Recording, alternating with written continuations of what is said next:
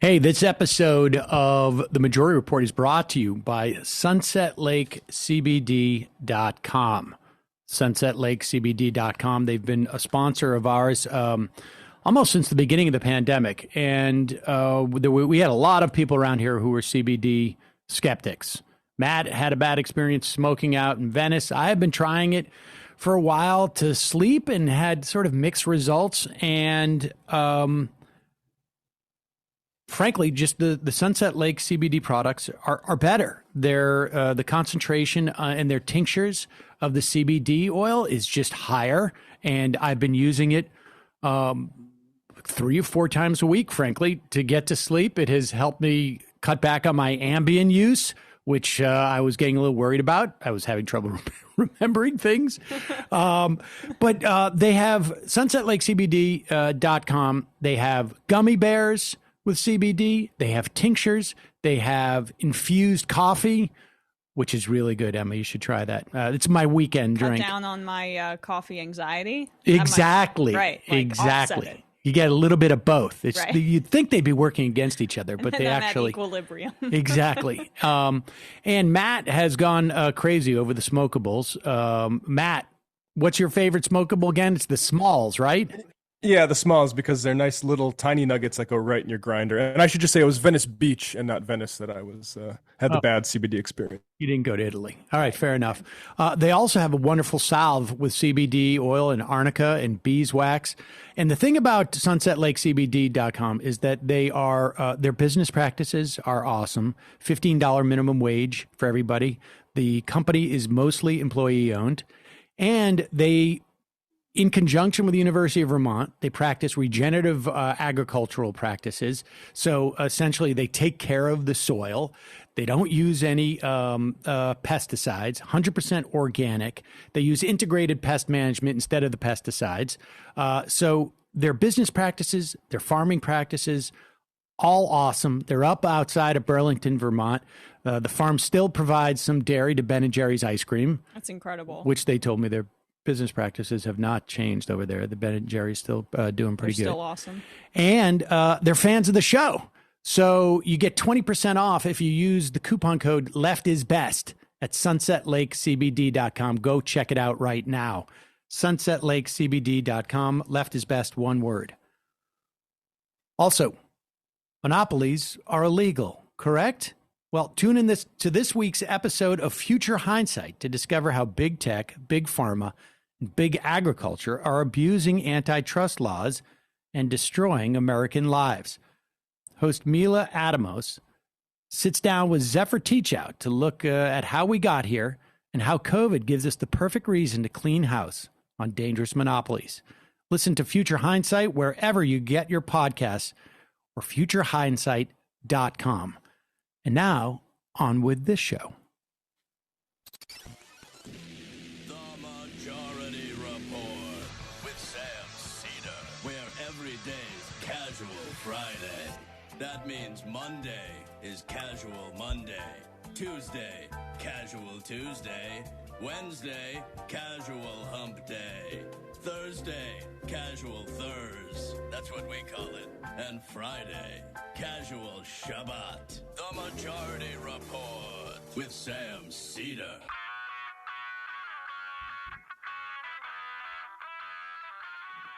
It is Friday, November 20th, 2020. My name is Sam Seder. This is the 5-time award-winning Majority Report. We are broadcasting live steps from the industrially ravaged Gowanus Canal in the heartland of America, downtown Brooklyn, USA. On the program today, Ben Dixon from the Benjamin Dixon Show. Also, David Roth from the Defector.com, the podcast, the Distraction Podcast. Meanwhile, across the country, COVID surges. Yesterday, 187,000 cases, 1,962 deaths, and almost 81,000 hospitalized. Meanwhile, CDC says celebrate Thanksgiving at home And Pfizer's looking for early approval for their vaccine. Meanwhile, the nation struggles with the question, how seriously should you take a coup attempt staged by morons? And is Trump's lawyer, Rudy Giuliani, sweating his way to a pardon? Steve Mnuchin cuts off the Fed Reserve stimulus programs in a bid to sabotage Joe Biden and, frankly, the American economy. Trump hosting a Michigan election official at the White House because he wants them to stop the Michigan certification. And Biden wins Georgia again as the recount ends. Meanwhile, Mitch McConnell begs his caucus to stay safe as Rick Scott announces he's the latest Republican official to test positive. And speaking of which, apparently Rudy Giuliani's son just tested positive right after attending that big press conference yesterday. Chuck Schumer hints there may be a nascent COVID stimulus deal in the works. Don't count on it. Joe Biden says he's picked a Treasury Secretary, and it looks like he's poised to pick an austerity pusher at the Office of Management and Budget. All this and more on today's Majority Report. Welcome, ladies and gentlemen. Thanks for joining us. It's been another long week or so, I guess, in this sort of weird netherworld we're in. Joining me today, Emma Vigeland. She is here in our rigged studio with the plastic and the air filters. If you hear a little humming in the background, that's what it is. We are trying to turn the air over in the room within every 20 minutes or so. And I've got a CO2 meter in here to determine that, but we are safe and being very cautious about it. Emma, good to see you. Good to see you. Happy Friday. Happy Friday indeed. And is it though? As coronavirus cases are hitting a record high since the start of the pandemic in any country, anywhere in the United States. It's out of control. And folks, here's the way that you measure this. There's a couple of different metrics that people are using to get a sense of where we're headed. But all the things that I have read at this point suggest that you want to know what the deaths are going to be today. Look back 16 to 22 days prior. Look at the number of cases on that day and figure out what 1.4% to 1.8% is. And that is the range of deaths that you will have. So in other words, when we look at, and it's a little bit more accurate to look at the 7-day averages, although I got to tell you, things are moving so quickly now. Right. That shattering records. That you know, you may be looking at like a 3-day average to get a better sense of where we are. But if you look at the infections today that we have, and we are at 187,000 today, that means that, that was yesterday. That means that probably by the first week of December, we are going to be at close to 2,500 deaths a day. And that will top, I think, any daily death count that we had. And there is no reason to believe there's a slight, the ever so slight, I'm looking at this graph, indication that we are not now going straight up, but like just now it's just a steep hill as opposed to just a cliff, right, in terms of the graph. Well, I mean, and also all of the bragging on the right that deaths are going down, even if cases are going up, deaths are decreasing because we're improving on our technology. That's all going to be null and void as hospitals are beyond capacity and are making determinations on who they can even treat, sending people home because they literally cannot treat you unless you're at death's door. There's two different issues here. One is that it is the case that our death rate has gone down since the first couple of weeks. Right. But if you look at over the last 4 or 5 months, it's actually stayed relatively steady around 1.5%. Sometimes a little bit higher, sometimes a little bit lower, but it and it depends on how you measure that. But that has not actually changed as dramatically as people thought. But yes, the fact is that when we get to a higher percentage number of cases, the fact that it's holding steady at 1.5 or 1.6 or 1.7 or 1.4 or 1.8 is largely irrelevant because of the numbers. And these numbers exist, like you say, without having to introduce the concept of multiple hospitals being unable to deal with the capacity, or I should say, not having the capacity to deal with the influx of patients. We're not even considering that yet. We have not hit that yet. Came close in New York at the beginning, and we had to effectively, nationalize on a state level, statalize the hospital system. So whether you were in a private or a public hospital,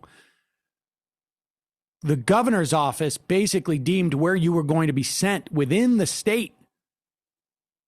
We don't have procedures like that nationally.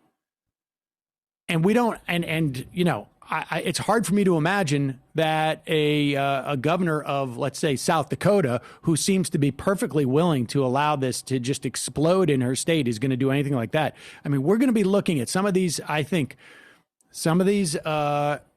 North Midwestern states, and we're going to see that very thing, where it's not just a question of what the rate of death is, but it's going to be exceeded because they run out of capacity in the hospitals. And so this is a horrific situation that we're facing. We've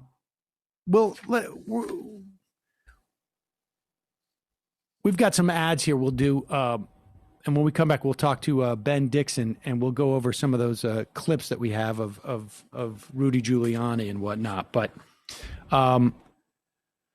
folks, it's that time of year where you start to look for, at the end of the year, you're looking to get gifts, but also you're looking for charities.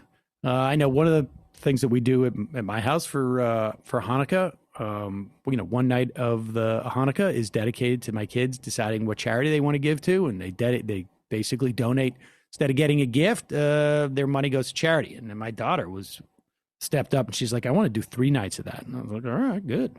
But for over 10 years, GiveWell.org has helped donors find the charities and projects that save and improve the most lives per dollar. Here's how it works. GiveWell dedicates over 20,000 hours. They do this 20,000 hours a year to researching charitable organizations. They handpick a few of the highest impact evidence-based charities. And all that research is publicly available for free on their website. Since 2010, GiveWell has helped over 50,000 donors direct over $500 million to the most effective charities. And GiveWell never takes any fees, so all of your tax-deductible donations are given to the charity that you choose. For me, and I don't remember when it was that GiveWell, I first found out about GiveWell, but I found Give Directly, which I don't think it's organized. It has anything to do with GiveWell per se. It's just, it happens to have the same name. Mm-hmm. Give Directly. And what it is it basically just cash transfers to people living in extreme poverty around the world.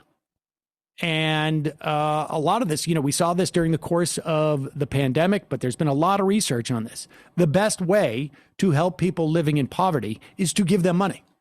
Oh, not just bootstraps theory yelled at them? Well, it's not just, yes, that is, it's or that a cow. stuff. Right. Well, a cow helps. Right. But the folks know generally what the best way, what's going to help them the most. And it turns out that it's cash. And so I give through GiveWell to Give Directly. And you could check out their full research report. But the evidence of impact on their, as measured by GiveWell, is exceptionally strong. So check that out. And if you want your donation to have more impact, you can act soon. My listeners who become new GiveWell donors will have their first donation matched up to $250 when you go to givewell.org/majority and select podcast and majority report at checkout. This matching offer is good for as long as the funds last. It's a special chance for even small donation to make a big impact. Get your first donation matched up to $250 when you go to givewell.org/majority and select podcast and majority report at checkout. Check that out, folks. There's a couple of really interesting charities you can check out there. One of the other things during COVID, we're all thinking about our health. It can be hard to even imagine going to a doctor's office right now. That's only going to get worse over the next couple of months. Thankfully, there's a practical and affordable way to take control of your health and get personalized care from the comfort of your home. SteadyMD is your personal doctor online. It's telehealth, and it's done right. This is what you do. You head over to SteadyMD. You start by taking a quiz, and you get matched with a licensed primary care physician who understands your health needs. Then you have a 1-hour appointment with your doctor. After that, your doctor is available to you anytime by text, phone, video chat, unlimited access for only $99 a month with no additional visit fees or copays. Each SteadyMD doctor has a limited number of patients, so they have time to listen to you and give you personal attention. SteadyMD can help you get and stay healthy. They can help you manage chronic conditions, any type of concerns you have, questions, reduce your stress, boost your immunity, much more. I took the test, the quiz over there, and basically they ask you all sorts of type of questions. What kind of exercise you do? What are your health goals? They offered me 3 doctors. One was a board certified in internal medicine. Another was a board certified family medicine physician. The other one's a primary care physician, and apparently a functional medicine doctor. And 2 of them were parents, so they got the idea of like what my life is involved in, like getting no sleep and eating too much because I eat off their plates. Another one was experienced in weight loss and obesity medicine. Others in reduction of stress. One of them was an avid snowboarder, so they're going to be able to answer my questions about my bum knee and my ability to snowboard this year. Works really well. StudyMD is now accepting members of all ages in all 50 states. You go to steadymd.com/majority, take the free quiz, see which doctor is a perfect fit for you. steadymd.com/majority. No risk, no long-term commitment to get started. That's steadymd.com/majority. And lastly, this episode and my breakfast today brought to you by Magic Spoon. See that right over there? See it down there? I think so. Cinnamon. Yes, I do. Yep. Magic Spoon. I don't know about for you, Emma, but for a lot of people, breakfast cereal, best part of being a kid, right? For sure. Fruity Pebbles, pretty good. Did you say Fruity Pebbles? I was into that as a Okay. kid, yeah. What were the other ones? I mean, Fruit Loops. I like the fruity ones. The fruity ones, Well, I guess. I've got very good news for you I'm excited. about Magic Spoon. What was in that? Do you remember? What was the main ingredient? Sugar. Yeah, right, exactly. Bingo. All right. Luckily for you, there is a way to relive the magic of that of those childhood cereal memories. Magic Spoon has discovered a way to recreate your favorite childhood cereals with, you ready for this? 0 grams of sugar, Wow. 11 grams of protein, and only 3 net grams of carbs in each serving. And now you can build your very own custom variety box. They send 4 boxes of cereal at a time. You can choose from cocoa, frosted, blueberry, or fruity. There you go. But for me, I have to say, my favorites, cinnamon and peanut butter. I like the cocoa too. I'm not gonna lie. I like cinnamon ones too. You got to try this. Yeah, I will. It tastes amazing. It's honestly, you don't know how. It seems sort of impossible. It is keto Like friendly. magic, maybe. Exactly. Keto friendly, gluten free, grain free, soy free, low carb, and GMO free. They use monk fruit to sweeten it. I don't even know what that means. But cinnamon is my favorite. My kids love this cereal. I feel much like just it's.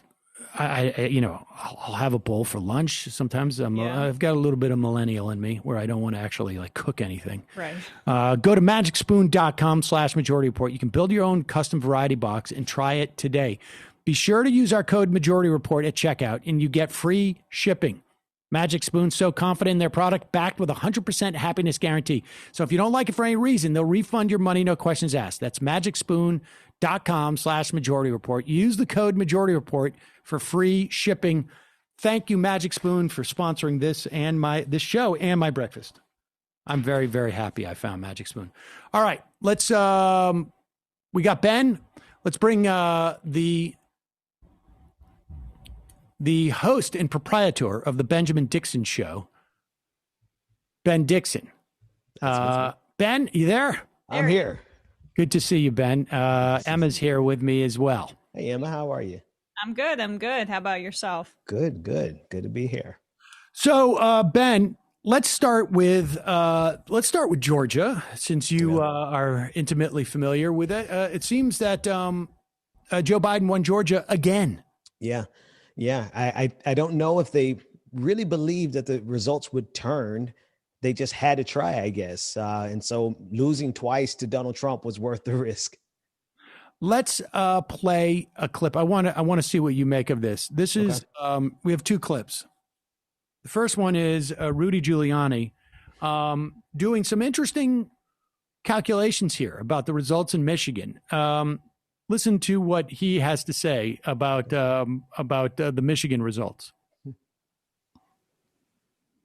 In Michigan with 146,121.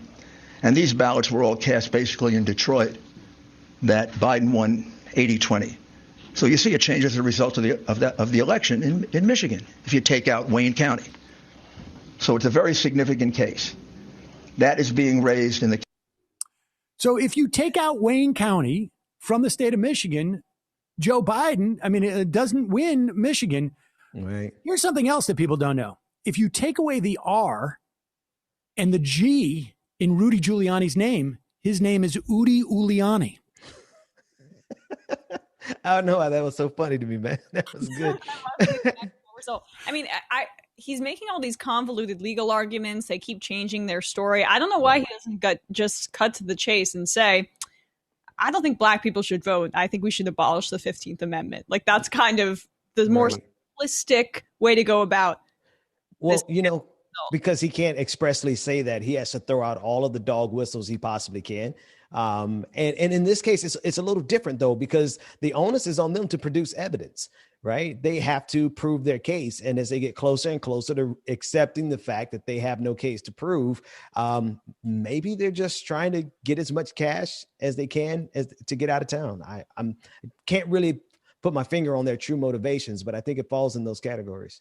Well, I think there's some clue in some CNN reporting of his motivation. According to CNN.com, in recent weeks, FBI agents in New York contacted witnesses and asked new questions about Giuliani's efforts in Ukraine and possible connections to Russian intelligence. That's according to a person briefed on the matter. The FBI investigators, who have spoken to at least one witness previously months ago, came back to ask new questions recently about possible origins of emails and documents related to Hunter Biden that appeal similar to those that the New York Post reported that Giuliani and others helped provide. So he could be looking for a pardon, could be looking for $20,000 a day. We don't know if he's actually going to get that. We got to play just this clip before we move on to sort of the broader issue of black voters in the Democratic Party and what's going on also in terms of staffing. But here is Rudy Giuliani. At the very least, he's trying to show Donald Trump that he's working hard, right? You got a federal judge overseeing the election. This is all Chicago days. Will you be asking that in Georgia, where you have two senators? And it's kind of begs credulity to say that it all happened in every single state. Oh boy!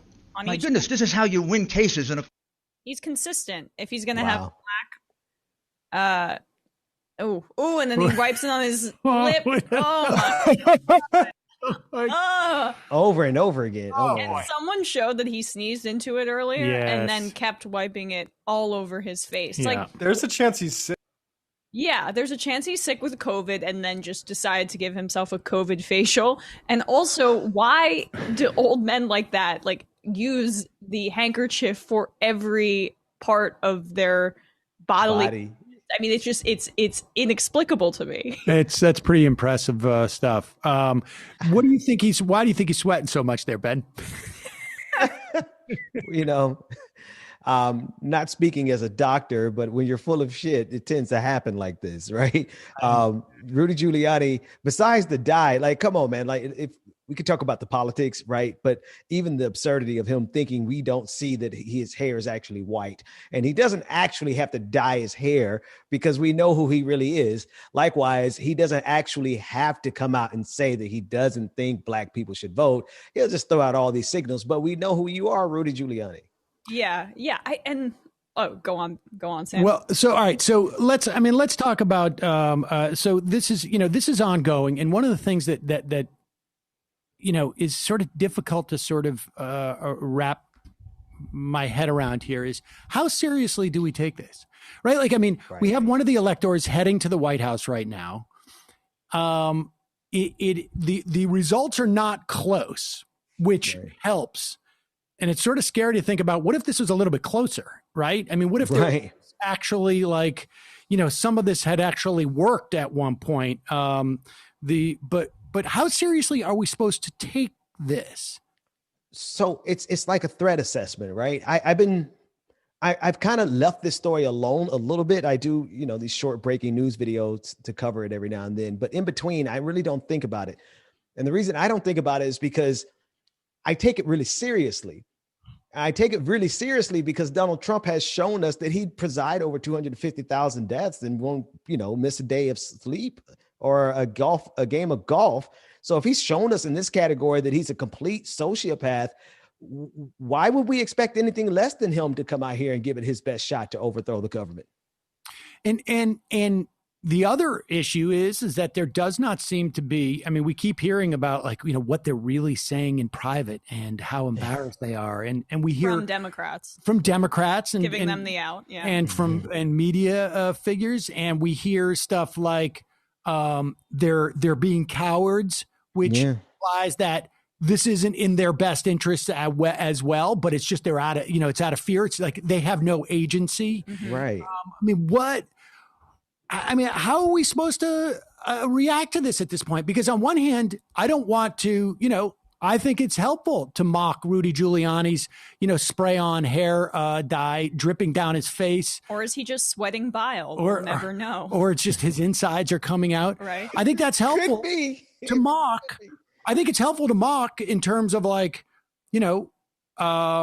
insofar as getting their claims dismissed by the American public. But on the other hand, there's machinations going on that maybe, we don't need, that need to be stopped without seriously with the level of seriousness that it deserves. Right. And that's the thing, Sam. It's like, as we calculate this, we really need to understand on our side of the equation, the nature of the odds, right? The pot is getting kind of big here. We're talking about the whole ball game here. We're talking about democracy itself. We're talking about America, the American experiment itself. On the one side of this game, we have Donald Trump, who has shown us that he's a complete total sociopath, that he will burn down 250,000 lives for the sake of his ego. He has shown us that. And I think the appropriate reaction from some liberals and the progressives, or however we identify, should be commensurate with the amount of threat that's on the table right now. Well, I agree with you, Ben. I think if it weren't for Donald Trump and Rudy Giuliani's abject incompetence and complete inability to be serious human beings, I think we'd be a lot more scared. For me, the thing that is most terrifying is the fact that this sets the precedent and creates all of the structure and shows that potentially when a far right president who's a bit more competent gets in power, I don't think Tom Cotton would that guy. win the Republican primary in 2024, but that's someone who comes to mind, a competent fascist. Then, okay, we have serious issues on our hands, because this is a clown car and we all see it, and Trump's too lazy and he's too scatterbrained to actually go and make this happen. And of course, the results are also in Biden's favor for this to occur, most likely. But yeah, I think the precedent that it sets and the framework it sets up for future Republicans, especially as the GOP account is tweeting these things out, embracing insane conspiracy theories. Right. It shows, okay. They're creating a playbook right in front of us. They're creating a playbook that they're going to pass down generation to generation, and somebody's going to try it eventually. So wouldn't it behoove us? Wouldn't it be wise on our part to look at all of those different strings that Donald Trump is capable of pulling on to unravel our democracy and go and sew that up immediately? Like, we need to change some things fundamentally about this country, or else the Republicans have just created the exact game book necessary to overthrow this democracy. Well, I just really quickly, I think that could be a really good reason to abolish the Electoral College too, is also to say it needs to be the straight will of the people. This is to protect against fascism. The only fly in that ointment is that it does not appear, or I should say the odds of the Democrats having the even remote ability to do that unilaterally are very slim, and in fact hinge upon what's going on in Georgia. So give us a sense. What's your sense right now of these two races? We've got Kelly Loeffler and Warnock and Ossoff and Perdue. Yeah. And give me your assessment, and then I want to talk a little bit about what this race has clarified. Those two races have clarified for me in terms of the Democrats. Yeah, no, I would love to hear what all that entails, because it sounds like there's a lot there. But in terms of the race in general, Loeffler is not particularly loved in Georgia at all. So that's why she had so many challengers from the Republican side of the ticket during the jungle primary. It's what it's called in Georgia. And she only barely got over like 22%. I forgot her exact percentage, but she's not loved. However, socialism and the big bad wolf is loved even less here in Georgia. That said, the strategy to win cannot be to try to win over moderate Republicans, because as much as they dislike Kelly Loeffler, they would vote for her over Raphael Warnock any day. So if the Democrats are using the same 1992 failed strategy of, well, it worked in 92, but it's not working in 2020, of trying to appeal to moderate Republicans, they're going to waste a lot of time and money and lose these races. But I think the races are actually winnable, Sam.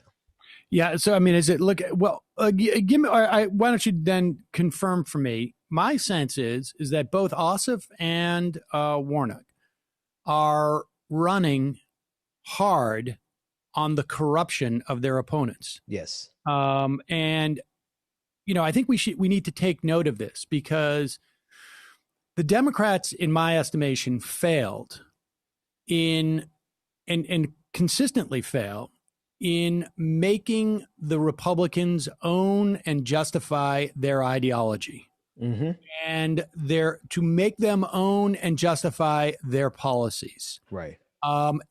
When Democrats succeed, when there is a national message that is effective, more often than not, it is corruption. That's what brought them into the House in 2006. People think it was the war. I can tell you the war helped their efforts, but it was corruption at the end of the day, when the whole Republican leadership was hiding essentially a guy who was preying on interns, and that blew up in their face. And in Georgia, they're both seem to be running hard on that. Give us what you're seeing in terms of like ads and whatnot. Oh yeah. Well, on the positive end, I haven't seen any positive ads that have been like, okay, wow, I really like what you stand for. On the negative end, I do see a lot of great negative ads pointed towards the true and real corruption that we have in David Perdue and Kelly Loeffler. Kelly Loeffler literally sold stock based on her inside information as it pertains to COVID-19. Instead of helping the people of Georgia, she helped her portfolio. Right. And I think that's a message that resonates. And I think they should hammer that message like hell. But then if you want to complete the loop, give us some positive ads that actually tell us what you are going to do. I don't think it's 100% necessary because we've seen the data, negative ads work. But I think you could push a lot more people out to the polls if you actually tell them what you're going to do. But I mean, but I guess my point too is that why not also talk about what left, and I think corruption drives votes, but we don't. I mean, where is the examples? Like, you talk about like socialism, right? I mean, they're going after and they're making they're attacking Ossoff and Warnock, who are not socialists. I would not even say they're progressives, really. Right. I mean, in many respects, or at least that's not how they intend to be lawmakers. Yes.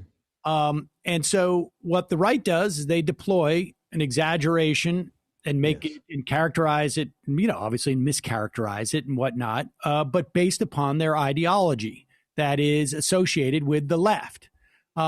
There's no version of that I see Democrats doing, broadly speaking, in terms of the right. Like, their health plan is you to go and die. Or their COVID relief bill is for you to just hope that your major corporation will bail you out. I mean, why don't we ever see anything like that, Ben? Because the world would be too rational if that's how things work, right? That is how things should work, because there are a list of things that legitimately can be triumphed and solve so many of the problems, right? It is one thing to point out the hypocrisy or the criminality of and the corruption of Kelly Loeffler, but it's a whole nother thing to actually speak to the needs of the people. And for people to really believe that there's somebody up there fighting on their behalf, like that has merit at any stage of this. But it seems like that's been the side of the equation we've abdicated so many times. Well, I think it's by design. They want to appear fungible and they don't want to be beholden to more populist policy positions, in my view.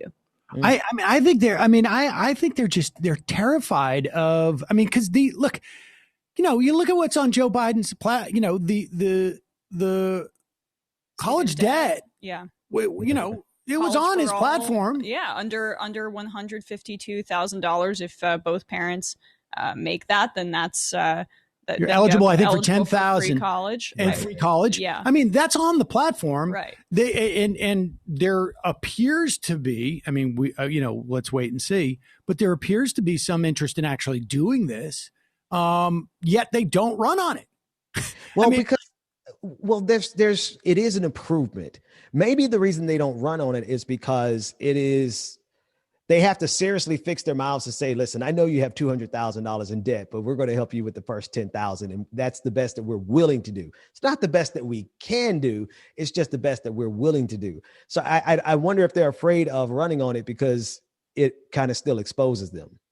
Yeah, I don't know. I think it's also just they don't know. I think a lot of these Democratic politicians are living in a different era and they're afraid of it.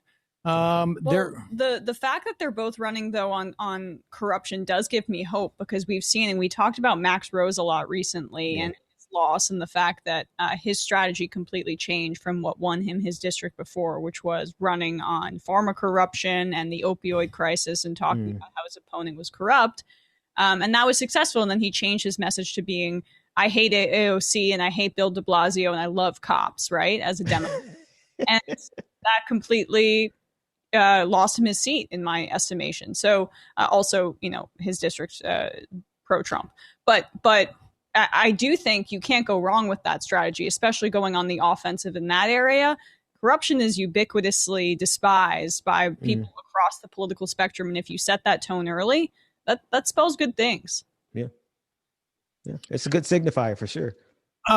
So Ben, I assume you've looked at starting to dig into the numbers on who voted for Biden and who didn't. And it seems like in Georgia, to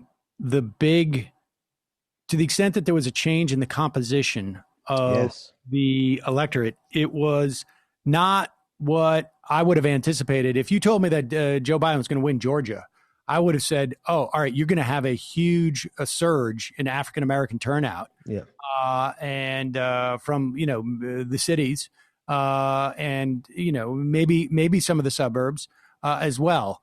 And it doesn't appear that that was the case. It appears that it was more suburban. Now, you have a better sense of this than I do in terms of like how much of the suburbs are, how much of that is, college educated, how much of that is white college educated, how much of that is African-American college educated or not. Like, I don't have a sense of what's going on in these suburbs that supposedly won it for Joe Biden. Yeah, no. So, if you're talking about Georgia in general, it varies wildly based on which county you're in. But if you're talking about like the suburbs out in Fulton County or South Fulton County as a city, those suburbs are all majority Black, college educated, just it's the suburbs, but it's predominantly Black. And so, I mean, is that what, I mean, from what you've been reading about that election, I mean, like, what does that say about the coalition that Biden put together? Well, I mean, ultimately it says the same thing that, the fact that so many young progressives across all racial identities, but especially young Black progressives, showed up like 93% in Georgia for Joe Biden. But I think it says less about Joe Biden than it does about the fact that everybody sees what was happening, saw what was happening, and felt like they had a personal responsibility. So I really just think it says that Black folks, particularly in Georgia, particularly in Fulton County, showed the hell up to make sure we got rid of Donald Trump. And how much do you attribute that to? I mean, so I've been debating some leftists online about this, about Stacey Abrams, the fact that she took Bloomberg money, people now cancel her forever. But my point is that, okay, I disagree with that, but that doesn't take away from the fact that her run and then the infrastructure that she put in place there seems to have paid dividends. And it's a great example why Amy McGrath should not have been the candidate in Kentucky, because even if John Booker lost, he would have created an infrastructure in Kentucky that could have paid it forward and change things in the future. So what's your assessment of her role and her organization's role in this? Well, I mean, to the Michael Bloomberg part, I actually will change my own mind on that, because I was, I really gave Stacey Abrams a hard time over that on social media, on Twitter, and a lot of folks agreed with me. But she was one of the lead individuals, as well as representative of an organization that did the work that everybody's enjoying the victory around right now. So, wherever whether you like that she took money from Michael Bloomberg, I don't personally like it, but right now it's immaterial, because that was a critical factor in solidifying the win. And it wasn't just Stacey, right? There were so many other organizations, New Georgia Project, which is a part of Stacey's outfit, Black Male Voter Project. You have, there's just so many organizations that have been doing the work on the ground. So it's not just Stacey, but it definitely includes her and some of that money she took from Bloomberg. Yeah, I for one am in favor of taking billionaires' money as long as it doesn't come with any strings. Now, it's hard to imagine that it doesn't, but I mean, it depends on how many. Here's the big tell. Does she get a second tranche of that money? It's easy sometimes to convince people to give you the first chunk of the cash. In my experience, it's the second chunk that's a little bit harder. And Bloomberg was strategically doing those things, spreading the money all throughout the Democratic Party. Trying to buy the party. Yeah. Trying to buy the party before his run. And it worked out so well for him. I mean, I hope he enjoyed those American Samoa electorates. Give me. Let's pivot just a little bit to the leadership of the Democrats. Nancy Pelosi once again has been, it appears, will be nominated by the Democrats to become Speaker of the House. She will have to rely on all of the newly elected Democrats to vote for her. There's not going to be a huge margin of error. I think right now, it's looking like Democrats are going to have, somewhere around 225. I don't know if we have a final, but that's not a big It doesn't give you, it gives you, maybe 5, 6, 7, 8, sometimes these seats aren't filled. So it could be 228. There's not going to be a huge padding on this majority that Nancy Pelosi will command, which I think enhances the power of the progressives in the caucus, but it also enhances the power. It enhances the power of any group that is willing to vote cohesively. And so give me your sense of what we're seeing. We've had the same Democratic leadership now for 16 years, I think it is. 7 years. Wow. I'm just thinking about how ridiculous it is for so much of our lives to have been shaped by one particular style of thinking in the Democratic Party. And if we had a different set of leaders in the Democratic Party, how many more meaningful fights we could have actually engaged in instead of 2010 engaging in this piecemeal of a legislation. I mean, I benefited from Obamacare, but just think if we had the right type of thinking over those last 16 years, I mean, we really could have been fighting for Medicare for all back then. So how much progress is lost because we have this particular batch of Democrats in power, and now for them to reelect Nancy Pelosi when she's proven that she's not up to the task. So thankfully, especially the task of effectively opposing the Republican Party, Donald Trump and Trumpism. Thankfully, Joe Biden won. So she'll have a chance to show us what she can do while there's a Democrat as a president of the United States. But, it's time to do. It's time to actually do for the people. I know. Well, at least she has so much electoral success to back it up. She may not have the that's sarcasm. No, I know. She may not have the wins when it comes to legislation, but yeah. Right. I mean, there was a massive failure, it seems to me, in terms of strategy. I mean, I keep remembering the clip that we've played now many, many times where in April, Nancy Pelosi was on television telling people to calm down. They will get state and city funding. That will happen. I think it was Andrew Cuomo, who I am, broken clock. He was saying in April, hey, if you don't get this now, and this is specifically when they came in for the second round of the PPP, they had already passed the CARES Act. Understandably, maybe you didn't want to hold anything up. I give a pass on that when you're facing an emergency. Very difficult to sort of you don't want to be the party that's holding it up. Right. And, as much of that CARES Act was a giveaway to corporations and sort of allowed them to zoom ahead. And I think we're going to have to pay the piper on that at one point when they've over leveraged themselves. But putting that aside for a moment, it also provided real needed relief for people in the form of that $1,200 stimulus check and $600 extra per week on unemployment benefits.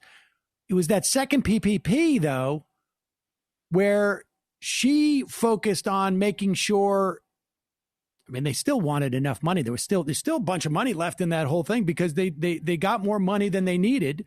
And instead of using the leverage there, she said, we will get this stuff. Well, of course, now we are 7 months later, and not only are we not getting that stuff, she didn't accept the $1.8 trillion deal from Mnuchin. We don't know what was in it. You can assume it was nothing in it, but as a political matter, saying yes and calling the bluff would have been helpful. Yeah.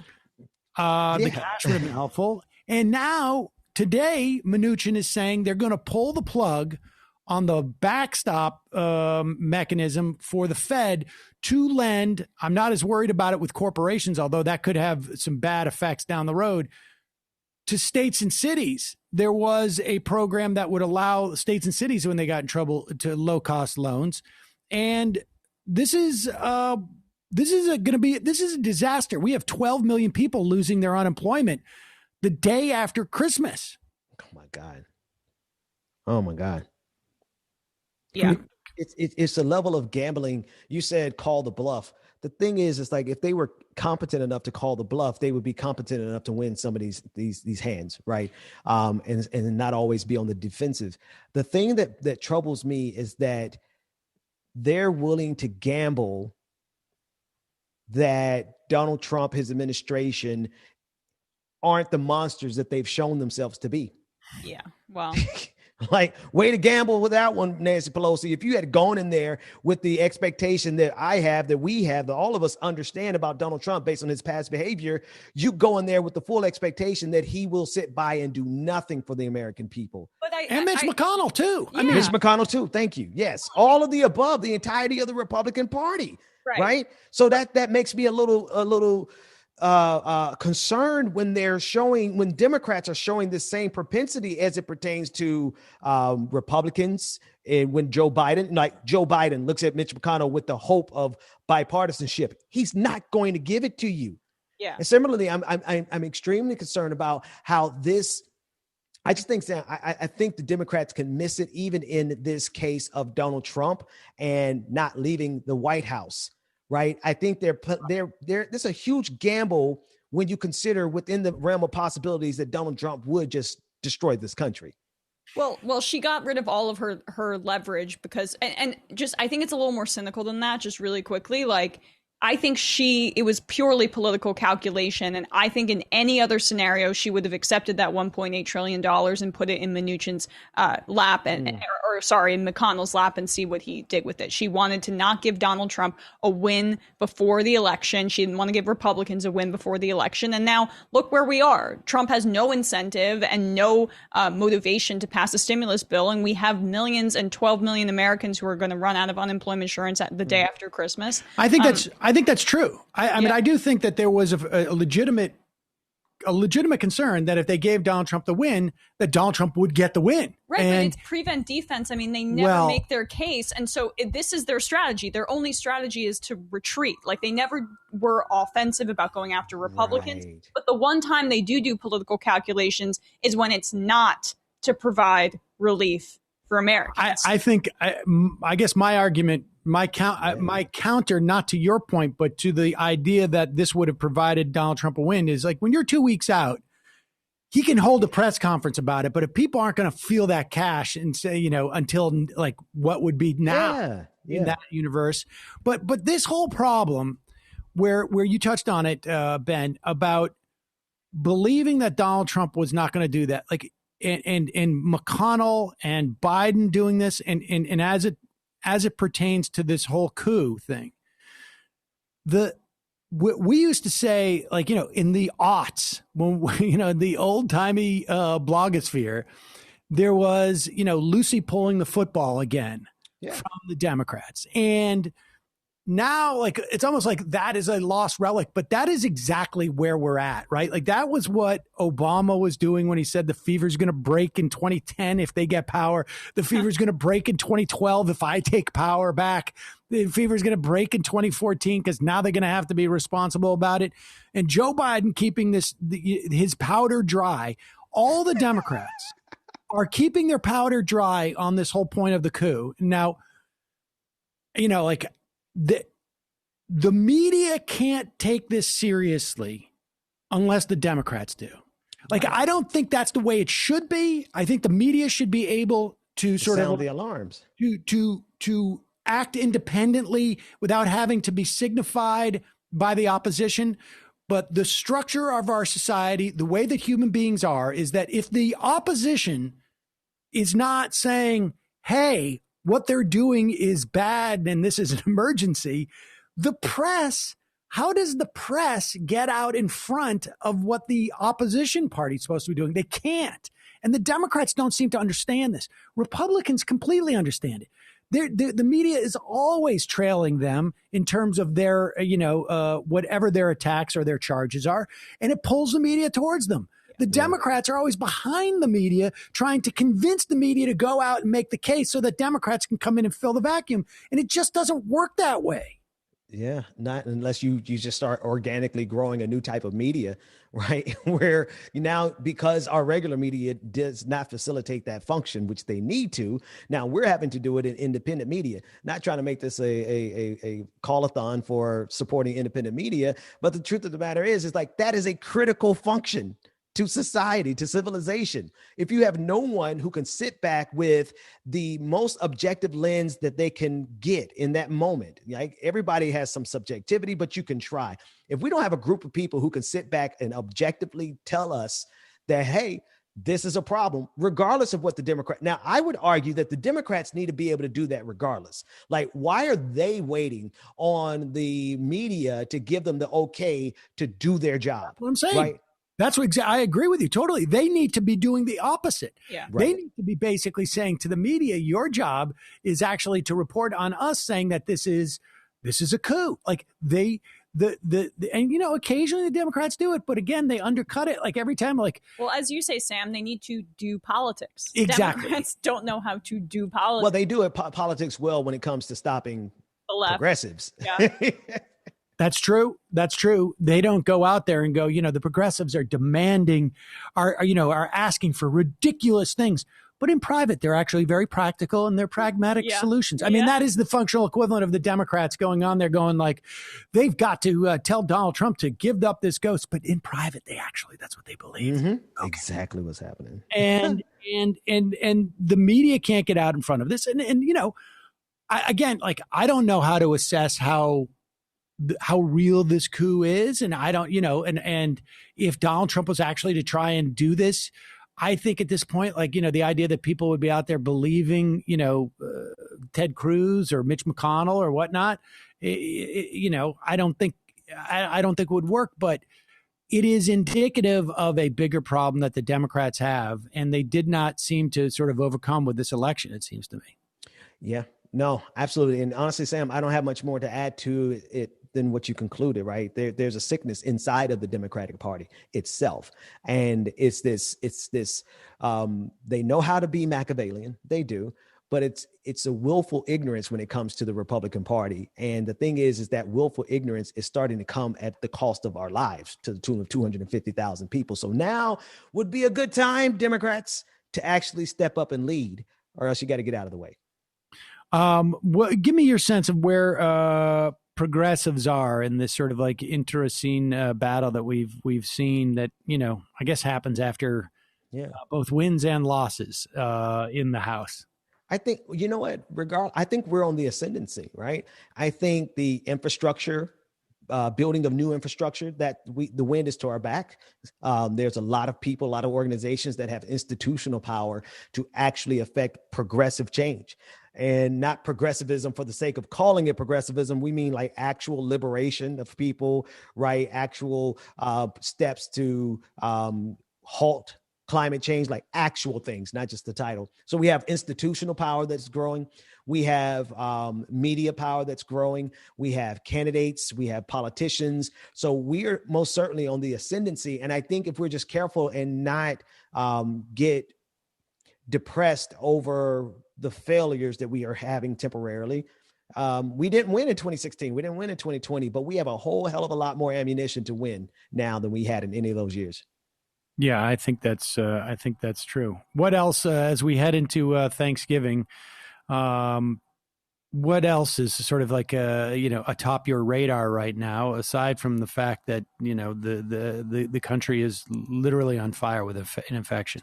Yeah, no, the only thing that's on my radar is laying low.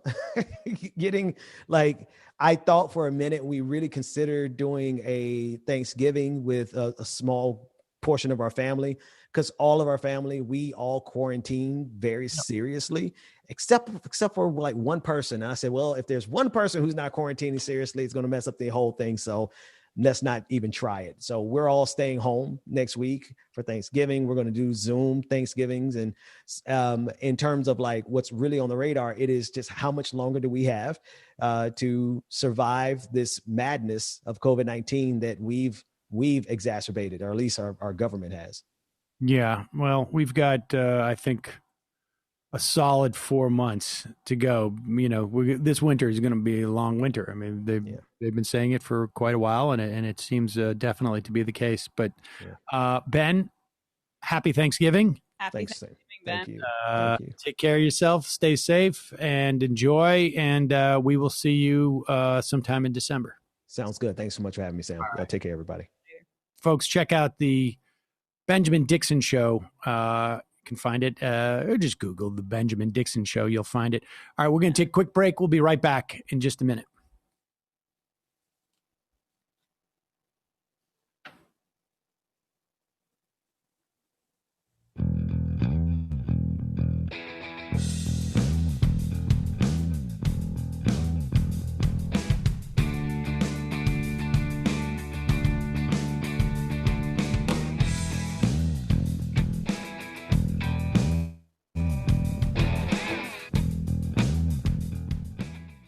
Okay, so I don't know if anybody saw that press conference yesterday where, well, we played a clip of it where Rudy Giuliani's... Judy Giuliani. Yeah, Judy Giuliani. You know, if you take out the R and the G from his name is Rudy Giuliani.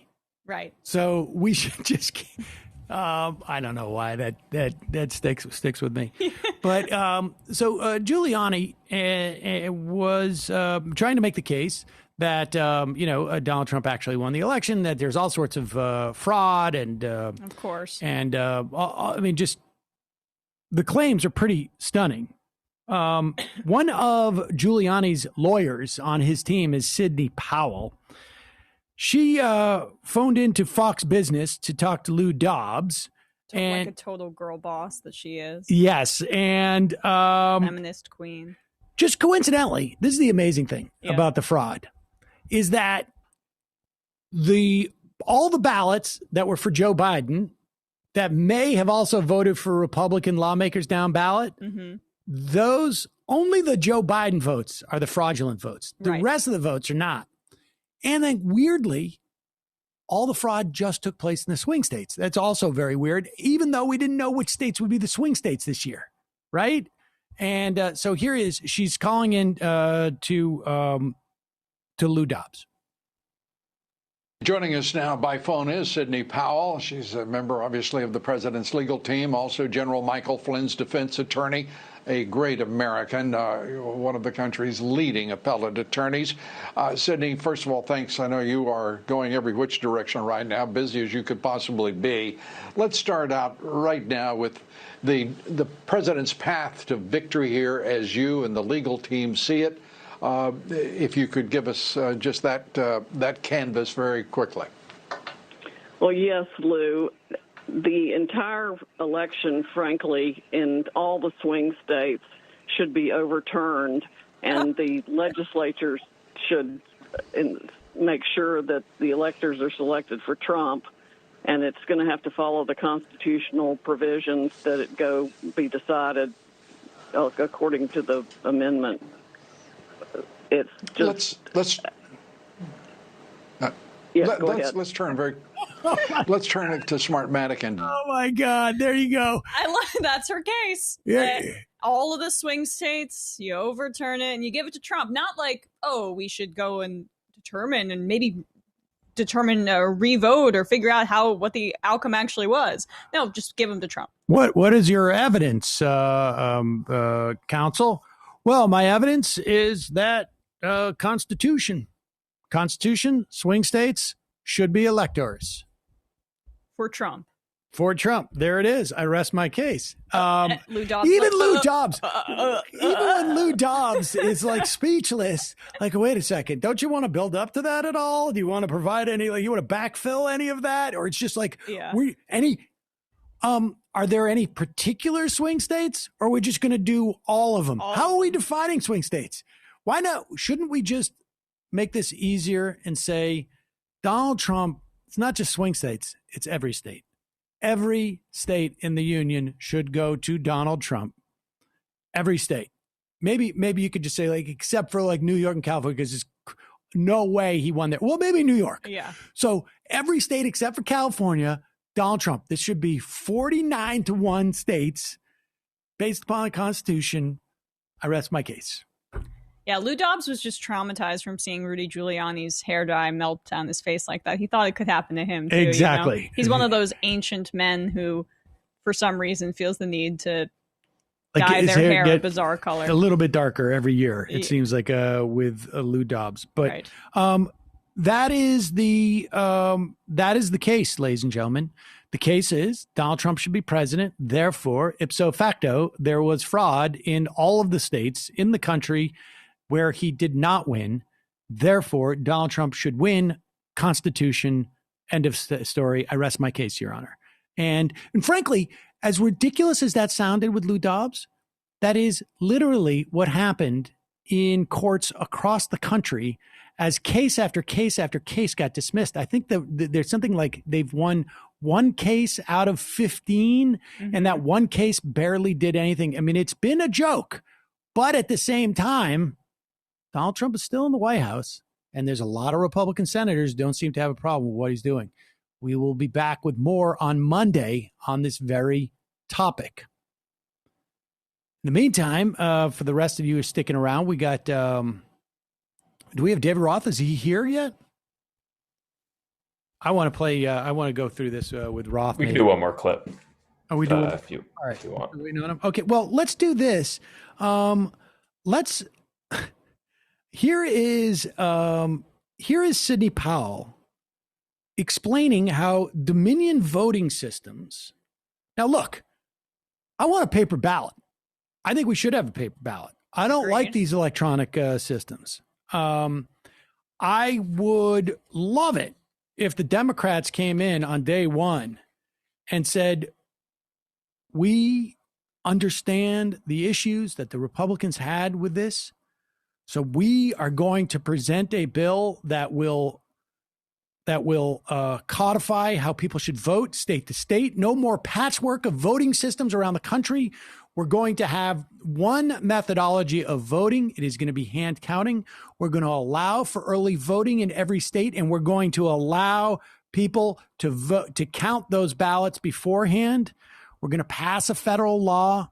And if it doesn't work that way, it's because your state legislatures in every state, and we put out our arms to Mitch McConnell and the Republicans who went through this travesty, and we are going to allow for there to be a consistent way to vote across the country, and that's going to be that. I am all for that. Right. I don't know why the Democrats aren't doing that now. I mean, this is the time to leverage their fake outcry to actual real legislation. But here is Sidney Powell. And maybe we can bring David Roth in, as we are playing this, so he can hear this too, because I want to go through some reporting on all this. But here's Sidney Powell explaining how Dominion voting and globalist dictators have thrown the results, particularly in Michigan, but other states. So I'm talking about some massive straight lines up in the vote tallies in the middle of the night after they've supposedly stopped counting. And that's when the Dominion operators went in and injected votes and changed the whole system. And it affects votes around the country, around the world, and all kinds of massive interests of globalist dictators, corporations, you name it. Everybody's against us except President Trump and we the people of the United States of America. Is she gonna cry? I mean, by the way, globalists, again, we just need to point out the latent anti-Semitism in that term. Look, if you don't think Soros wasn't involved, well, it is specifically they're talking about Soros. Of course, Soros did this. All right, let's bring David Roth in. I don't know if he heard if David was able to see that. Hi. David, welcome David. to the program, ladies and gentlemen. David Roth returning to the program from the Defector.com and also the podcast, the Distraction podcast, right? Is that what you call it? That is all correct. Yeah. That was cool. You guys are watching Ann Dowd highlights. Is that what's happening here? So yeah, that's her. Here's the at one point, she also blamed Hugo Chavez, who incidentally, he's been dead for some time. Like, is it 6 or 7 years at this point? Now listen. That is an added, like, when you talk about, like, oh, there's a ghost in the machine. There could literally be a ghost that's working on this. There's no reason why Soros wouldn't have conjured up one of these demons to impact the election. But one of the things they're talking about, David, I want you to join us in this just little bit of a ride here. They're talking about Sidney Powell and Rudy Giuliani, as I call him now, because that's what his name would be if there was no R and G there. according to the calculation about Michigan. Trump would won Michigan if it wasn't for Wayne County. They are arguing that there is evidence, and they have put this in an affidavit. They have submitted an affidavit. There is evidence of massive impropriety in Michigan. Sounds very serious. There Sam. are vote tallies in Michigan concerning that 100% in multiple places in Michigan, and they submitted this. This is evidence exhibit A, ladies and gentlemen. But here is a piece. Are you ready for this from Powerline? The website? The website that still exists. That still exists. That was fantastic. That was like a 2003 website. It is still alive. Go ahead. That's great that Powerline is still out there. And put up, Matt, I want you to go to Powerline and scroll down. It appears that Powerline has busted open the truth. Here it is. Here it is. You ready? Look at that. Benville, 350% of estimated voters. That's how do you do that? 3 times the amount of votes? Monticello, Albertville, Bedford, Champion, Kent, Wagner Township, Lake Lillian. Okay, now if you're from Michigan, you're probably noticing something. These townships are not from Michigan. It turns out that the outfit that made this affidavit is from Texas. And they did not know that MN is Minnesota. Whoop. And MI is Michigan. And so they got results from Minnesota. And Powerline here dug into it and found it. They probably saw Detroit Lakes and thought, "Oh yeah, that must be." There it This is. investigative journalism. So they have done all this, and what it turns out is that they have found that so people are like, this is not Michigan. They're trying to overturn the results of Michigan based upon results from Minnesota. But wait, pop this back up. Then it occurs to them, like, wait a second. Did we just discover fraud in Minnesota? Forgetting that they had pushed, I think it was same-day registration. And so the numbers have not caught up. They're probably mixing apples and oranges. They're probably registrations from that day. Doesn't matter, though. It's all fraud. But look, how many votes did they think were coming out of Velt Township, Minnesota for Joe Biden anyway? But look at this postscript at the bottom. Has Mr. Ramsland, this is the guy who put in the affidavit, this outfit in Texas, inadvertently stumbled across evidence of voter fraud in Minnesota. And this is the way they dismiss it. I seriously doubt it. The venues in question are all in red greater Minnesota, not in blue urban areas where voter fraud is common. Ipso facto, ado reductum, I have figured out, I have cracked the case. Yeah. There could be no voter fraud in Minnesota in red districts because only the cheating happens by Democrats. Well, and then just another cherry on top of these cases that they're trying to just stitch together in this haphazard way. Dominion, the voting system that they say was, hacked by the ghost of Hugo Chavez, and then maybe Hitler came back too. I don't really know. They also were used in Utah and Florida, and coincidentally, the systems were totally not corrupt at all in Florida, especially. But they're evil and messed up in other areas of the country. It's hilarious. This is the part of it that's been so delightful to me, is making different arguments in different states, but making them equally poorly. Like, it's the same desperate sort of like clammy effort, but it is 180 degrees from one state to the next. It's just always some guy that like advertises at bus stops making that case in front of a federal judge for to associate with Rudy Giuliani. They've gone through a whole series of attorneys at this point, and they keep embarrassing themselves. But my question to you is that like, does that mean that we're out of the woods? Oh boy. I mean, I don't think so necessarily. I think that this is the thing that I've been trying to keep in my head, and I'm sorry to whoever made this good post whose name I've forgotten. That like the two things that I'm holding there are that they're doing a really bad job at trying to do this, at trying to overturn the election, but like they're trying, like I don't think it's going to work. I don't think they've got the horses, and I don't think they have the votes, but I also think that like if they thought that they could do it, if it was the sort of thing where they could do a Bush v. Gore thing and it was one state and one argument, then like I think all the old vampires would have come out of retirement and you'd be seeing Ted Olson making this argument and it would make a lot more sense. Right. But as it is, like I think they know they are drawing dead, and so they're just kind of, throwing the guys that most want to be on TV or have the most brain damage at it. They're sometimes the same people, to be fair to those people, but fair enough. I don't know, man. It's hard. Like I don't want to be like posting about the coup 24/7 and like worrying about it and badgering my parents to be more scared or whatever. But it's hard to look at this and be like, I mean, they're still doing what they're doing. Like, I don't appreciate that on a personal level. Well, I mean, there's a couple of factors to what they're doing. But yesterday we had, oh gosh, I can't even remember his name yet, that we had on yesterday. What was the name of our guest yesterday? Scott Anderson. And he has written a book about, the early CIA. And one of the things he said was like, they screwed up every time they were trying to, in everything they were doing. And the two times that they were successful in the coups, they had basically thought it was going nowhere. And it wasn't until like some one little thing clicked at the end where they're like, oh, wait, it worked. And then boom. I mean, so, who knows? The canvasser shows up at the White House today.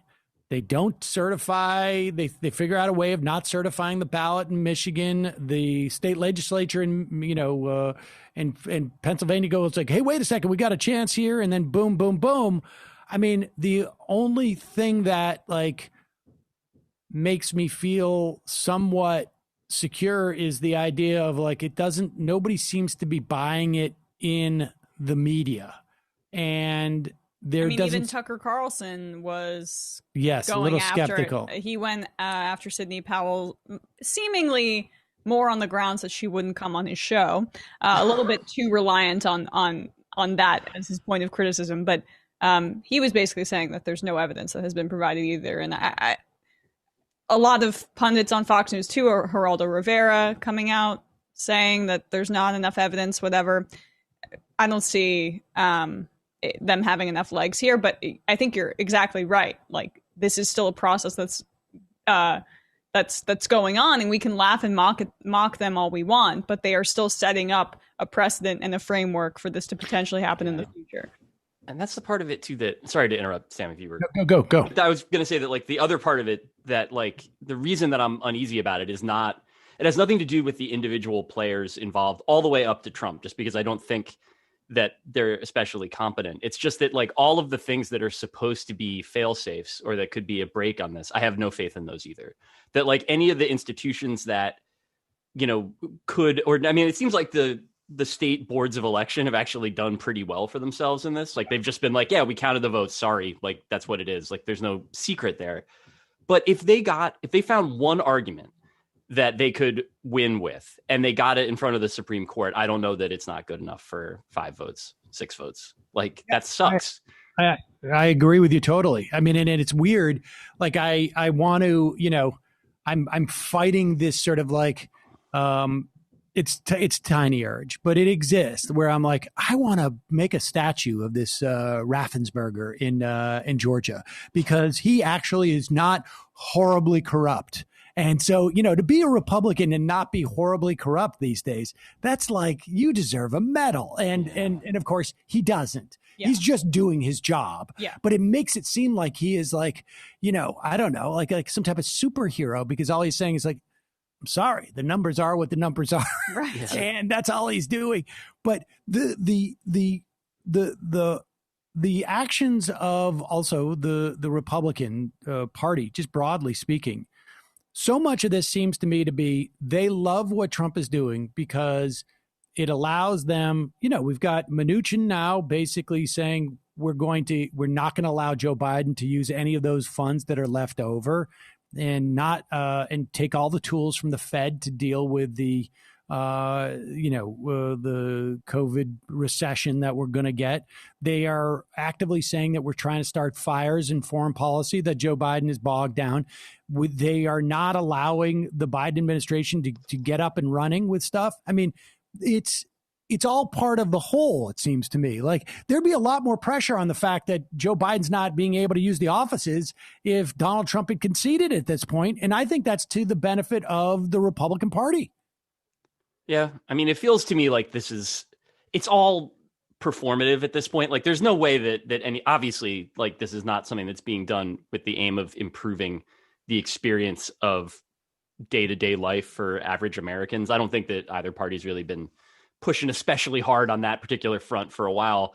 But in this case, like, the way that, like, the Trump, like, the mode of tantrum that he has, this idea of being like, fighting it even after you've lost, like, this sort of like shitty lawfare, sorry to curse, thing where you just like, you decide not to do something that you should do, and then you just take it to court to see if you can win. Like, all of that is him. Like, that's just like the small time grifty, like, real estate thug that he was. And to see how that, like, how quickly that filled the vacuum at the core of the party is like, I mean, it's weird to start a sentence by saying, if I were a Republican, because I can't exactly imagine what that would be like for me, or what I would be like if I were that person. I'd probably have a car, I guess. But if I were, I would be embarrassed by all of these sort of professed values and ideologies that were supposed to be at the core of this party, like, being so easily supplanted by, like, just pouting. Yeah, I mean, but I think what it also reveals too is that most of those espoused values came secondary, tertiarily as well, to overall ideology and corporatism and authoritarianism, and the ugly aspects that dominate the party. But you thought, okay, maybe there might be somebody or some random guy in Indiana who is an old school Republican. And there are a few people like that, but certainly not enough, because a lot of things were able to go by the wayside in the name of Trumpism and his brand of politics. I am, I think the factor that has gotten very, far too little attention in our analysis of all of this has been the something that was far more prominent 10, 15 years ago under the George W. Bush presidency, which is the how much the Republican Party is dominated by fundamentalist religious people and their mode of thought. Right. And which is, sort of authoritarian. There is a healthy dose of lying for the Lord involved in that as well. Well, it's utilitarian too, in the fact that they will, take Trump being a porn star, sleeping with vulgar, but that's terrible guy for their own. But that's completely consistent with a fundamentalist worldview, where the Lord sends down a sinner, and to do this work, and he's doing the work of the Lord. He's being shepherded by one of the greatest. Mary Magdalene. Exactly, he's being shepherded by one of the greatest theocrats we have, and it explains all the COVID stuff, right? Without a doubt, as well as the climate change stuff. But it also, that's the direct explanation for it. God's got this, but it also creates a mode of thought that allows them to, like, be completely shameless, because it's out of the Lord's realm, and we can do that in service. I wonder if there really is, and not to challenge the sincerity of people's religious beliefs, and I think that you make a good case there. I don't really know that any of this at this point fits as, like, a coherent religious approach. Like, I think that this is what we're talking about is, like, kind of a habit of mind and a way of sort of seeing yourself. But I don't think the idea that like forgiveness as it's understood or as it's sort of preached there, that like this is like Jerry Falwell Jr. is to me like an avatar of this version of fundamentalism. And there's never really been anything in that guy that seems especially beyond, like, it's not for me as a Jewish person to say who seems Christian or not. I don't think that I see any ethics in him at all. I don't see anything beyond a sort of a belief that because you are who you are and do the things that you do, that therefore you're okay. So if you want to, like live the hot wife lifestyle and like creep on all the students at your school and rip people off or whatever, it's like you're starting from the position of assuming that you're like right to do it, and then you work your way backwards to find an explanation. I am not, when I say religious fundamentalism, I'm not talking about the values that are supposedly there. I'm talking about the structure of mind. Okay. I'm talking about the idea of you see essentially like, the broad strokes. Why don't I believe in COVID? Because God will take care of it if it's real. And if it's not real, and we see this in the context in New York, where is the one spikes come since the initial rush was from the Hasidic community who had the same attitude about COVID, which is, this is God's purview. Like, man does not have ability to overcome these biological and physiological imperatives. And to be fair, the other place where it popped is Staten Island, where people are the same way, but with Trump in the place of God. Right. Well, but that's what I'm saying is there is a modality there of, fundamentalism, particularly, conservative Christian fundamentalism. What you're taught about first is a certain relationship with authority. Yeah, well, there was an Atlantic piece like a few years back. I'm trying to just give credit to it about God's plan for Mike Pence by McKay Coppins, I guess, where I don't know who this author is, but they were implanted with Mike Pence in the Trump campaign, basically. And it's exactly what Sam's describing here, where Pence showed essentially religious deference to Trump, that Trump campaign aides would marvel at his willingness to basically debase himself and kiss the ring and be at Trump's feet. And it was all, in Pence's view, a way to achieve some sort of larger end. And it's in service of the Lord. Yeah, servant leadership or whatever. Right. And I think, though, that mentality is latent in a lot of Trump supporters throughout the country in their subservience to him and their following of him as well, even if it's not as explicit as maybe we're discussing here. I mean, I keep thinking that what we're seeing is, in that respect, is just sort of like we're just watching authoritarianism and the fundamentalist worldview basically trains you for that. Even if you're not necessarily, I mean, a huge percentage of those evangelicals, it's really, they don't go to church. I mean, this is a data point. They don't go to church. They're not pious per se. It is really more of an identity, and it is basically, an instruction manual on how do you deal with the sort of the broad issues, and that is, you kick them over to the people who are, your authoritarian leaders on some level. Yeah. And I can't help but we're seeing that much of it, because otherwise, the way that Donald Trump is acting, it doesn't. How is it working? Yeah. Because it is, I mean, like you wrote a great piece on the prince, as it were, and it only works in that frame, that mind of frame, because people would otherwise be embarrassed. Oh yeah, I mean, you can't. This is the part of it that's, I think, maybe, like if we actually do get through this, that like we can stop sort of talking about the idea of like when Trump might become president, or the brief moments when he appears to become president, according to like the aesthetic standards of CNN or the Times or whatever. I mean, we know now that this is what he's about, but it's also like the part of it that is kind of sobering is that this is all that it's about. That there isn't like a beyond there not being like a policy or whatever, like there's not a platform. There's nothing that exists in that party or in this worldview or this sort of movement around him beyond him and beyond his like right to continue to be in charge. And that is like, it's very difficult to argue with. I mean, like you'd think that material politics would be able to sort of move the needle against that if it were like, no, I'm going to give you money and healthcare, and like all this guy's going to do is go on TV and complain about like the time that Suzanne Summers snubbed him. Yeah. But like that doesn't, I mean, obviously that's not necessarily how Democrats roll, but it's also like maybe that's a category error, because it seems to me like it's so transparently irrational and outside of him that like I don't even know how you would begin to argue with it. It's not something to argue with. Like you can't say he's doing a bad job or that he's not trying to do the job or whatever, because like, I think that's so self-evidently true if you pay attention to it. But there's also, you know, like, what if you don't care? Like, what is that argument worth then?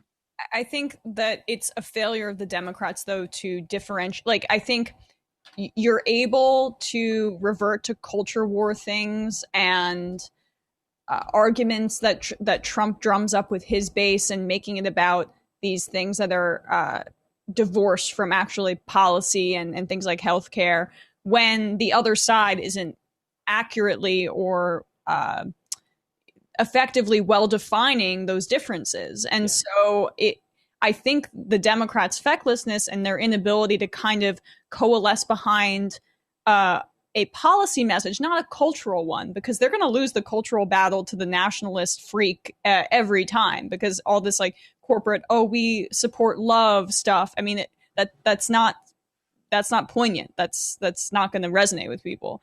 The way you do that is by giving substance and actual alternatives. And I think that's given life to a lot of the things and muddied the waters so much that people don't know which side is actually advocating for what. Right. I think the vacuum certainly doesn't help. I mean, I don't know.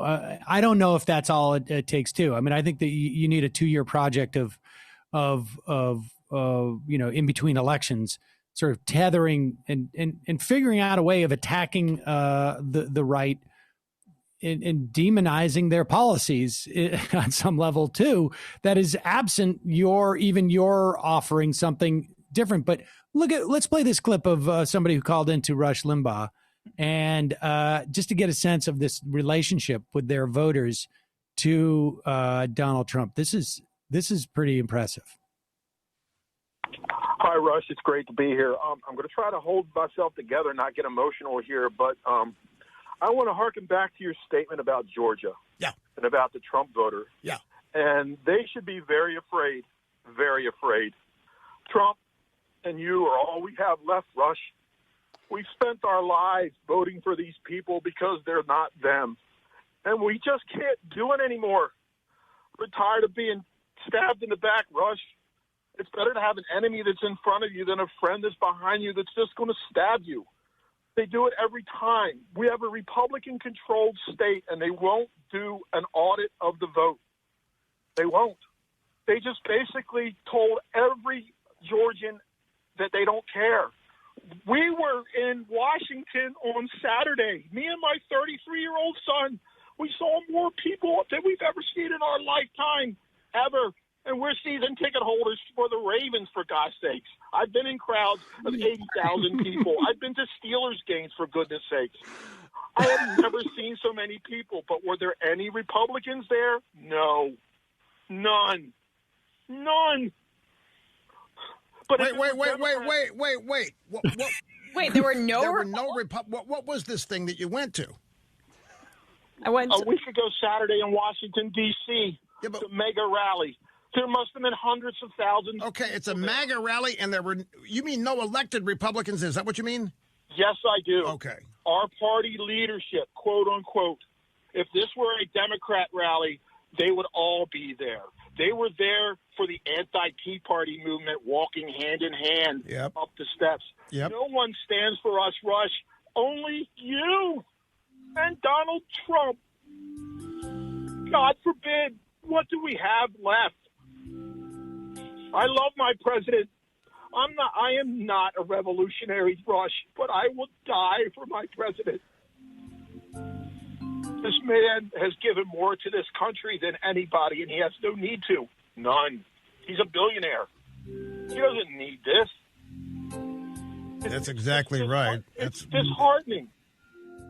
Imagine how emotional he was when the Ravens drafted Lamar Jackson. Yeah. No, that guy's a wide receiver. He's black. He can't throw the ball. He's got elite skills. How do you get the ball in his hand, Rush? How do you do it on punt returns?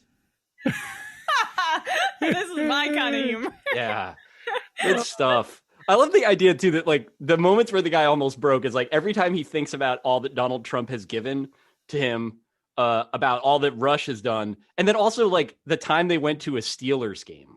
Yeah. Where presumably people were really rude. Like they were just like, that Flacco jersey sucks. And he's like, all right, man, hold on 1 second. Oof. I mean, I you hate to hear someone cry like that, except at the end. I couldn't be more excited about the prospect that those folks in Georgia are enraged and won't come out and vote for Loeffler. And I mean, now, for people who are wondering why Perdue and Loeffler were attacking Raffensperger in Georgia, now you know why, because they're afraid that dude and his 33-year-old son that they traveled up to the MAGA rally. My adult son.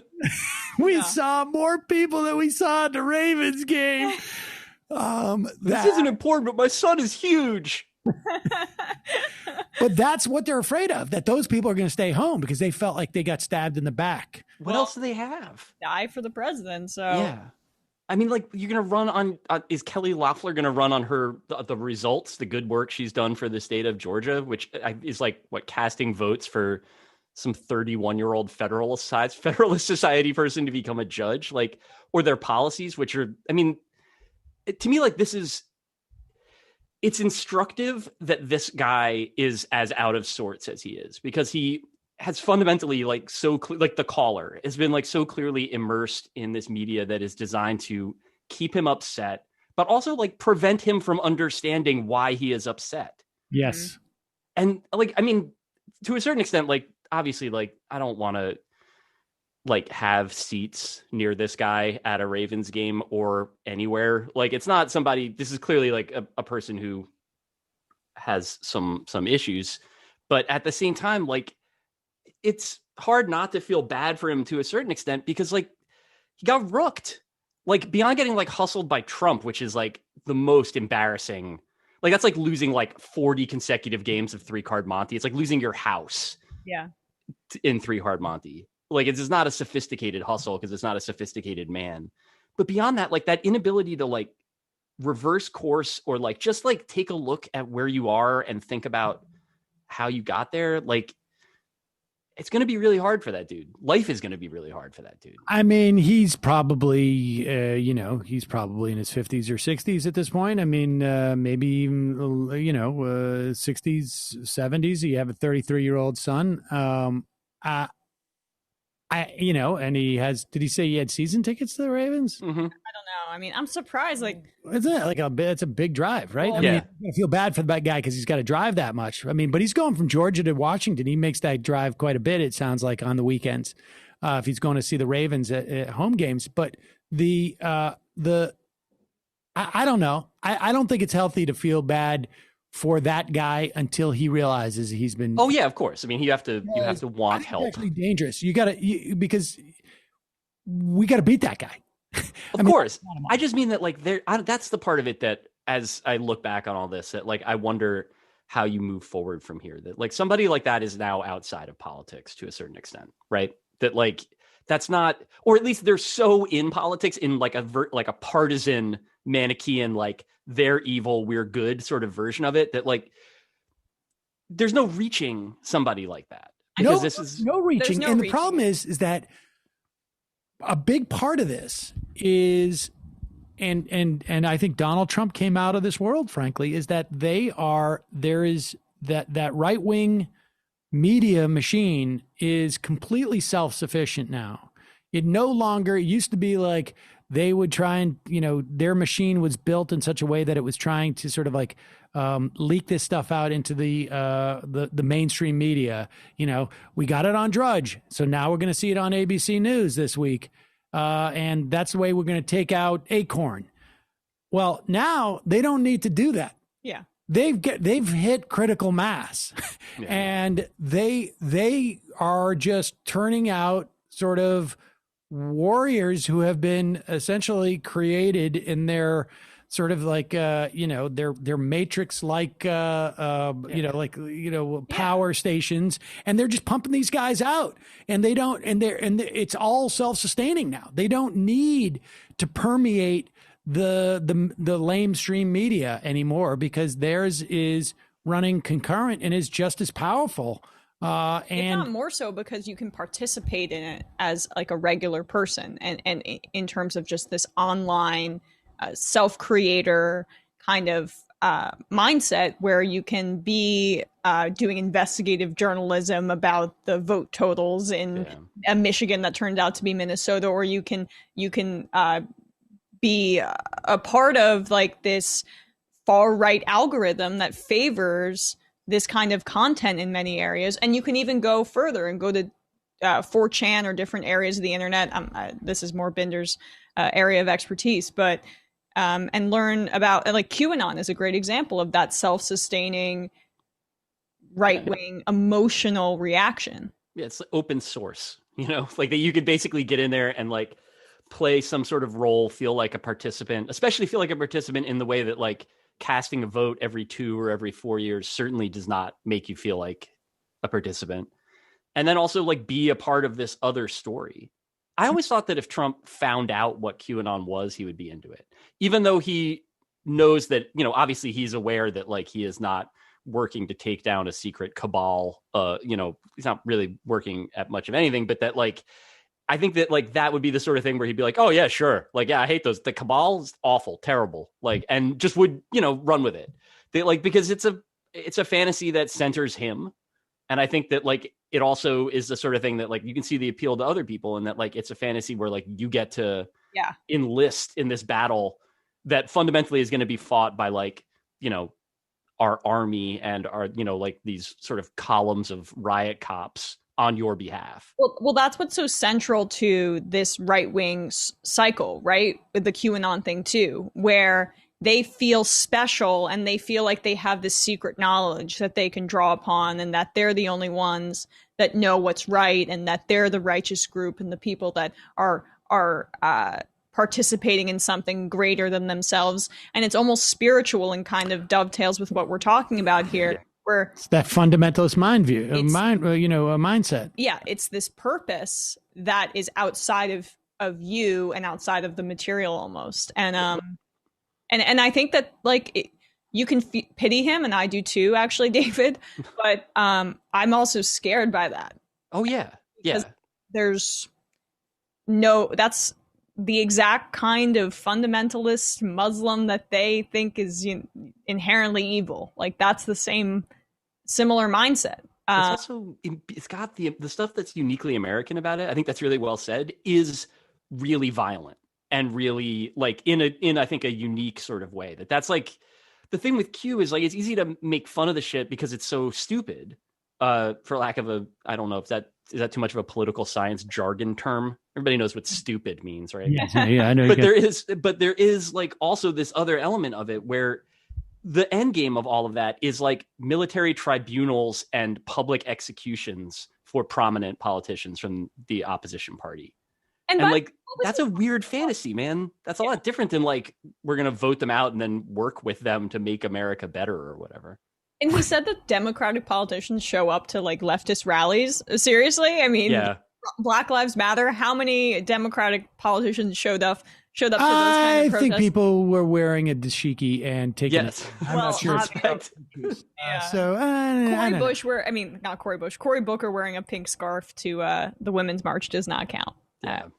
I don't know. I don't sympathize with the guy. I mean, just the idea that his son would travel anywhere with him, I think like it puts him light years ahead of where I'm at. My kids won't do anything with me at all. Well, you have like Jets season tickets though. No, I do not. I know you don't. I definitively know you do not. I'd get Pat's seats, but I mean, who's gonna go up there now? What's the point? We're gonna do the Cam Newton whip around. We're gonna do Cam minute. I don't know. It is it's a scary time.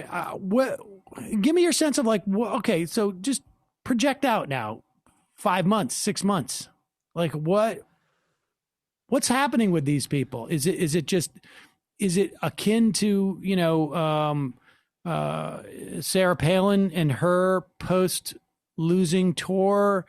Is Mitch McConnell like does Donald Trump lash out at these people if he loses? Like, I mean, who does Donald Trump punish for this? Like, I know, like, I can see like what Mnuchin and what all the Republicans are doing is they're using this as an opportunity to basically start the obstruction now with Joe Biden to sink the economy, and they're looking to 2022. Donald Trump doesn't operate that way. No, because it's not. That is a super nihilistic and dark strategy, but it is also like, it could be described as a strategy. I don't think that's exactly where Trump's head is at ever. And so I really don't know about that. That like, I think all the sort of future projections for Trump, like, I do think he'll run again. Like, just right now, it seems like something that he would do. I think right now he's probably, fighting for his legal life and is aware of that. And, is going to act just as irrationally as he would, if he weren't, just because that's the only way he knows how to be. My question, though, I don't think that like all these ideas about he's going to start his own television channel or he's going to create his own sort of network. Like, the thing that people forget about Donald Trump in areas like that is that he sucks at it and has always been bad at it. Yeah. Like, it's really hard to do, and you have to work a lot, and he's not good at things that are hard, and he doesn't like to work. So I think he'll stay posting, and I think that he will sort of have this weird like Avignon presidency online where he's like still in charge of shit, but not really. But I don't know where the movement goes without him, because I don't think it's as easy to just say like, oh, it's Don Jr. or it's somebody else with the same last name. Like, he is unique in that like he's super duper famous for being rich and tough. Right. And that in terms of, and was instantly familiar as this like symbolic representation of that to all the people that, lined up behind him in 2016. At this point, obviously that's tarnished a little bit for persuadable people. But there's a lot of people that are not persuadable. But I don't know what, what does he actually want to do beyond like continue to be in charge and be revered? He wants to I think you're right. He's not going to start his own enterprise, but it's not inconceivable to me that they're out there trying to go like, we give you the Trump name and you give me money and do like 3 shows a week or something like that. I guess the even more interesting question is less like, there's two, the only interesting question about Donald Trump, what he does next is how much will it be in his best interest to pivot against the Republicans? Like how much will he, that Georgia call that we just heard on Limbaugh, how much is that indicative of Donald Trump going like, this is my angle? Like, I don't have a hard time imagining that. Republicans, like, I'm going to fight the establishment Republicans, and that's going to be my angle because I'm going to get, I'm going to take my people and I'm going to get my 25%. And that's the way I become a power broker. The other thing that you make the point of, which I think is also true, is that as much as I am afraid of like, Donald Trump version 2.0, which is like maybe a little bit less charismatic but smart. I don't know who that person would be. I mean, it's not like Donald Trump came out of nowhere, right? I mean, it was a big windup. He thought he was going to run in 2012 and, Mitt Romney came and kissed his ring. And I mean, it's not like he came out of completely nowhere. I remember doing that, something on Chris Hayes' show where we were doing like a Republican lottery draft picks and Donald Trump was on the board. Nobody took it seriously, but he was like number 24 or something on the board. He was like there with like The Rock or like Tom Selleck or whatever. We had no other person on there. There was no other person like that. But like, who could that be this time? I don't know if there is somebody. I don't know that I don't think that there's no one off the top of my head. I think there's been kind of a perverse comedy in it. I mean, like in watching like, not even like Ted Cruz or Josh Hawley or all these like debate club prigs that the Republicans like breed in labs and then like sort of filter up through their farm system. Like watching them try to do the Trump thing when really they're just like inherently these kind of, they're just posters. They're like, let me get this straight. Are you saying like that type of guy? Yes, like that. And those dudes are not the same thing as Trump. Like it's like all these ideas of like Trump is like a street fighter and a brawler or whatever are hilarious because the man is just like made of like angel food cake. Like he's not a tough guy, but he's very combative in a way that these guys are not. Yes. And also they came up through these sort of like they had to prove themselves in these sort of like academic arenas on some level. And Donald Trump has a complete rejection of all of that. And, I think you just can't exercise that out of your system in that way. Like you're still like, they still go for the logic tricks. Yeah. Donald Trump, like it doesn't even occur to him.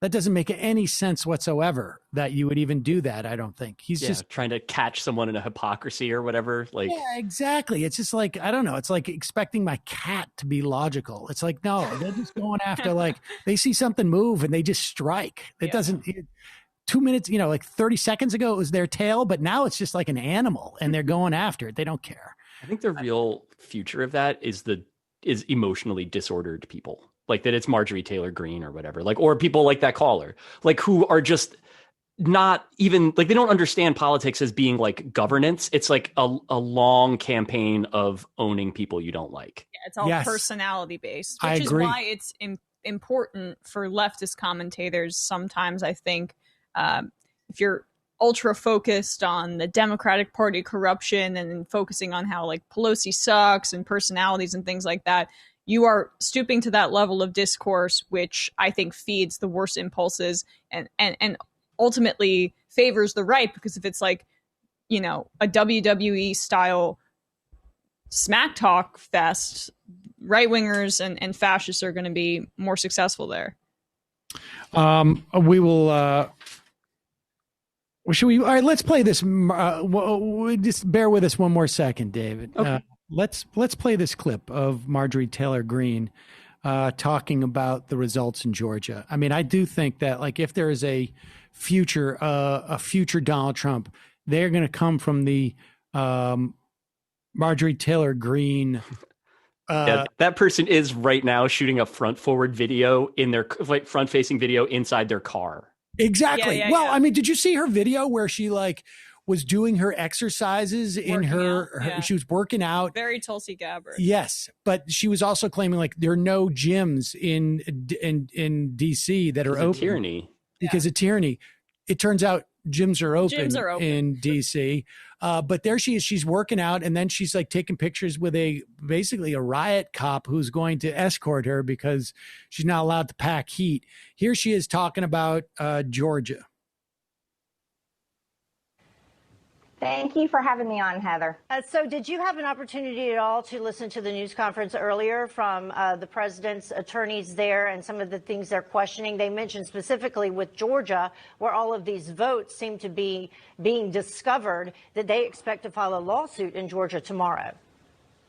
They definitely should file a lawsuit. I want to tell you right now, Georgia voters have lost complete confidence in our Secretary of State, Brad Raffensperger. We've lost confidence in the Dominion voting machines, and we've lost confidence in our elections. And this is an important time. We know for a fact that President Trump won Georgia. We do not believe Joe Biden won our state. We are not a blue state. And we want our election secure going into our very important runoff races on January 5th. Marjorie, do you believe that you were fairly elected, that part, or do you feel like you are kind of in with all of this that was unfair in some way? I know that I'm fairly elected. I live in a very strong Republican district. It's R plus 27. So I have great confidence in my election, given the fact that my district is such a strong Republican district. But what I do know in Georgia, my state as a whole, we have a lot of counties that need to be completely looked at. We have 159 counties in our state. And when we're picking up 2,600 brand new votes just in my county alone, in Floyd County, in my district, and we're picking up votes in other counties, we know we need to look at every single county in Georgia. But the real issue here is look at these Dominion voting systems. Definitely. How do we know that her district is so Republican?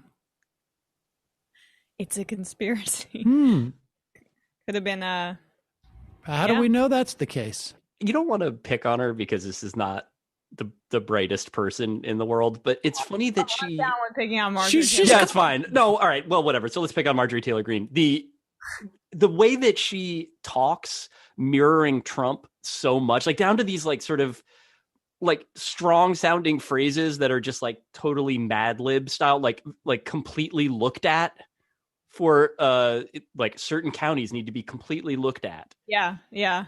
She's mirroring his speech like the way Beto did it for Obama and things like that. It's incredible though, because that's not a phrase that means anything. It's like looking very strongly at something. It's like there's only one way to look at something. And also, like, what is it that you're alleging? That's always the part with stuff like this that I don't get. It's impossible that Joe Biden won Georgia. We're not a red state. We're not a blue state. Look at us. If they're not a blue state, how is it possible that Joe Biden won? It is basically like this. There was that kid's joke where one kid turns to the other kid and says, "What time is it?" And the other kid says, "I don't know, but I know it's not 5 o'clock." How do you know it's not 5 o'clock? Because I'm supposed to be home at 5. That's basically the reasoning right there. It's Joe Biden couldn't have won Georgia because it's a red state. How does he win a state that everybody votes Republican? He can't. Ipso facto, it is stolen. I'll tell you, when Newsmax is the voice of reason saying like, wait, is yours also fraudulent? Oh no, mine's not. They wouldn't dare steal my race. There was a great moment there where I thought she was going to pop off on the Newsmax anchor and be like, well, I know that Newsmax, like left-leaning Newsmax would like it for me to be tripped up with an easily anticipatable question. Interview. Well, David Roth, thank you so much for your time today. Thanks for having me. Folks should check out both Defector.com and the Distraction podcast, as well as your piece in the New Republic. Is that merch? Are you wearing merch for the Defector? Embarrassingly, I am wearing merch. It's a very good sweatshirt, and I wear it all the time. This is Defector on it. This is from a restaurant in Portland, Maine. That's a different thing. But yeah, you can get merch. You can even get a T-shirt with a picture of me on it, but I hope you won't. All right. Well, we may go check out your merch to get ideas. That's the way we do it. We raid. Yeah. All right, David, thank you so much for your time today. Thanks for having me, guys. Appreciate it. Bye. All right, folks, we're going to head into the, there it is, the picture. No, I just said. You were supposed to leave. You were hang up on him. There it is. It's the picture. It looks a little bummed. It's a little down. It looks a little defeated in there. Gross gas. Well, there you go. We should check out where they're sourcing some of that stuff. I like the look of that sweatshirt, that hoodie, the zipper one. We got pretty good hoodies at our merch store too. Report, yeah, we do. Ours is a zip up. It's true. Ours is a zip up. He's got that more like stylish looking. Sam's having merch envy. Merch envy. Yeah. Folks, we're gonna head into the fun half. I guess we'll only be there for about a half hour. All right, whatever. Should we do a freebie Friday? Makes it easier, right? Let's just freebie Friday. Don't forget, you can support this program by going to jointhemajorityreport.com. Also, check out Nomi's show right on after this, 3 p.m. YouTube.com/The Nomaki Show. Also, don't forget the Antifada. Jamie's got new content up there. You can find that at patreon.com/The Antifada. And check out on Tuesday, this coming up Tuesday, right, Matt? TMBS, you got a special announcement. You and Griscom, is that right? Yeah, me and David Griscom have a special announcement on Tuesday at the normal time on the Micro Brooks Show YouTube page. Ooh. Wow. That's my sound effect. Yeah, there we go. All right. Let's 646-257-3920. I'm not going to get to many calls, folks. So make sure you really are but you won't be holding for more than half an hour. Here is Tucker Carlson. Actually, you get the sense that there's like some internal fighting going on with the Trump team. And that is that Giuliani seems to be sort of basically having fired all the lawyers, has taken over for $20,000 a pop. And like a day. $20,000 a day. Yeah. I mean, he's not just getting $20,000 for this whole thing. No. A pop indicates like a pop is a day. Yeah, no, right. Pop goes the day. And one of the people he's hired is Sydney, what's her name? Is Applebaum. Yeah, it's no. It's Sidney Powell. And Sidney Powell, here she is on, do we have the Tucker thing first? And then we have the... That's correct. Tucker, then Maria.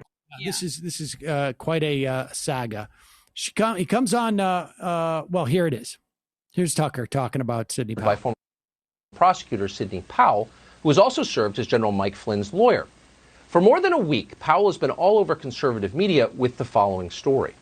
This election was stolen by a collection of international leftists who manipulated vote tabulating software in order to flip millions of votes from Donald Trump to Joe Biden. The other day on television, Powell said of Trump that when the fraud is finally uncovered, quote, "I think we'll find he had at least 80 million votes." In other words, rigged software stole about 7 million votes in this election. Here's some of what Powell said today about the software. One of its most characteristic features is its ability to flip votes.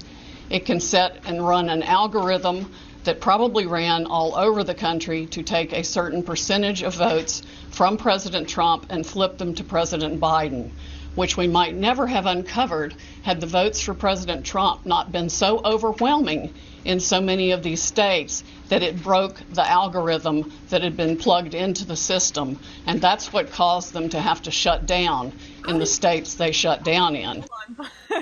How do you break an algorithm? The MAGA energy was so tremendous that it just broke the algorithm. How do you break an algorithm? And it only broke the algorithm in the states that were in Florida and Utah, which Trump won with these Dominion voting machines. It broke it. Is that what she's talking about? The Dominion ones there? Yeah. Yeah, of course. That's I can't keep up with what the flavor of the day is with their cases. And it appears that Tucker Carlson's about to jump off the Trump train here because it's getting into crazy town. He's starting to look a little bit bad here. Yeah. Here we go.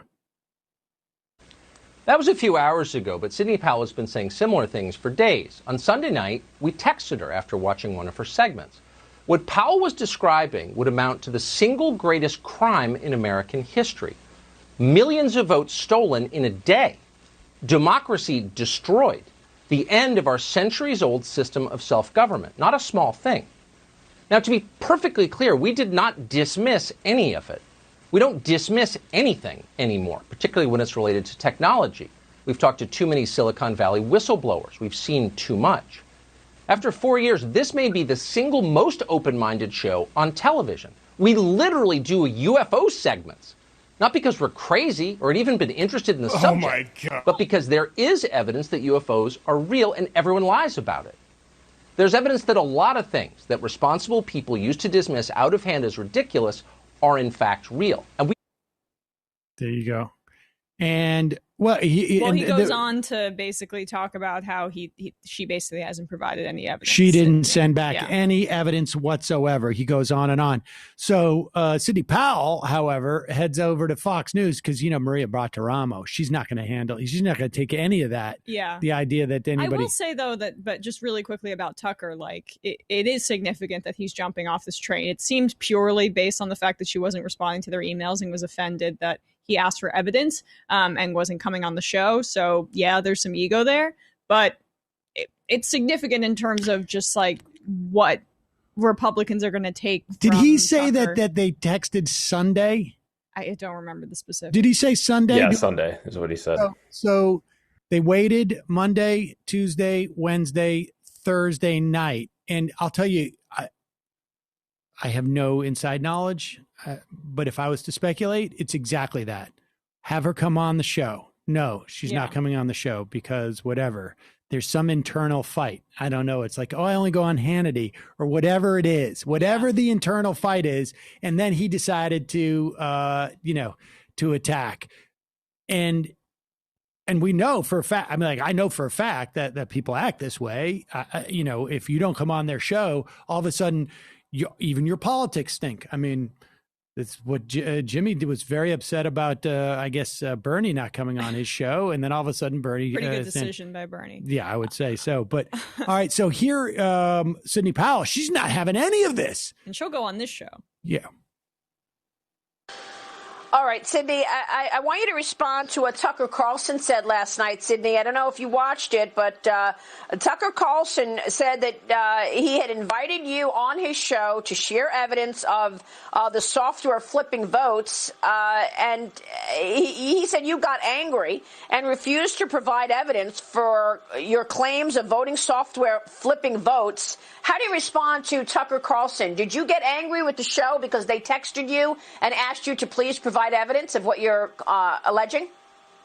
No, I didn't get angry with the request to provide evidence. In fact, I sent an affidavit to Tucker that I had not even attached to a pleading yet to help him understand the situation, and I offered him another witness who could explain the mathematics and statistical evidence far better than I can. I'm not really a numbers person.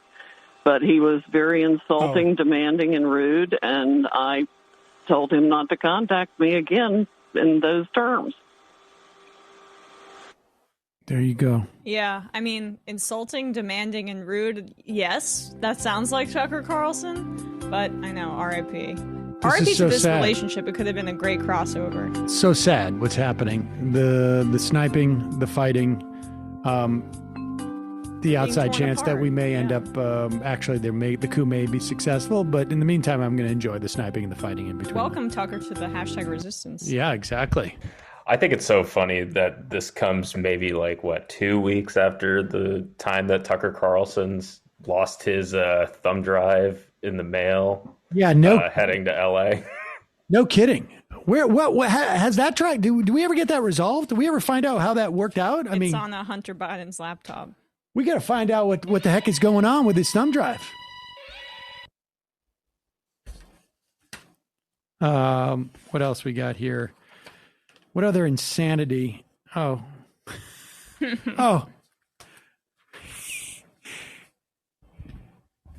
Let's check in on what Greg Gutfeld is very, very, he needs to get to the bottom of this too. I wonder, there's such turmoil going on at Fox right now. Tucker won't take Sidney Powell's word for it, but somebody's somebody's reading Tucker's texts, obviously, and intercepting his thumb drives. And where's Greg Gutfeld in all this? Maybe I'm crazy, but if Michigan did send their votes to be counted in Germany by a Venezuelan firm, I'm saying maybe that'll all wash out. But why can't I ask about it? And why you can ask? Let me finish. No. Maybe a media enterprise, right, can look at the process presently and historically. What is wrong with the voting process? What is with a lot of these conventions that are outmoded? What's the future going to be like? Instead of sitting there and smirking at our audience because they don't trust this process, because for 4 years, the media has been crapping on them every single day. They have every right to be suspicious. Emily, last word. Wow, Gutfeld on fire. Yeah, I think, he's really looking out for the everyday person and everyday Trump supporter. He cares about the common man, which is why he was whining the other day about why we couldn't get rid of all basically COVID protocols and be strategic in the way we go back to things.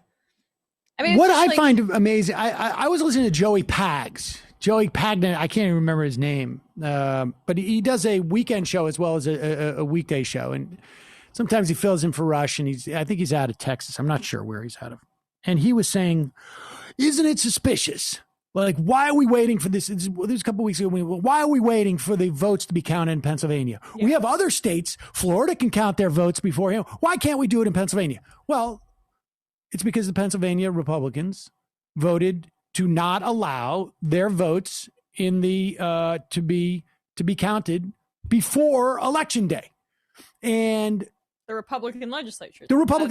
Yeah, and the idea that these people are now concerned about voting machines and that they haven't been running interference for all of the voting hijinks that have taken place over the past really, 8 or 9 years.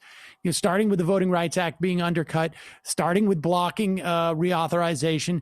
They could have passed HR 1, which would have allowed for a lot of these voting issues at least to be standardized and whatnot. And then all of a sudden, Greg Gutfield's out there, and he doesn't like the fact that there are some people on his show, and it sounds like there's people around Fox who are laughing at their audience. And Greg doesn't like that. And he's going to everybody now. This is what's happening in the right-wing media. They are all trying to figure out what's the angle they're going to play in this new world where it's clear that Donald Trump is lost. Joe Biden's going to be president. Are they going to be on Team Mitch or are they going to be on Team Trump? Are they going to be on the outsiders? Are they going to be on the insiders fighting the Democrats? Are they going to be outsiders fighting the Republicans?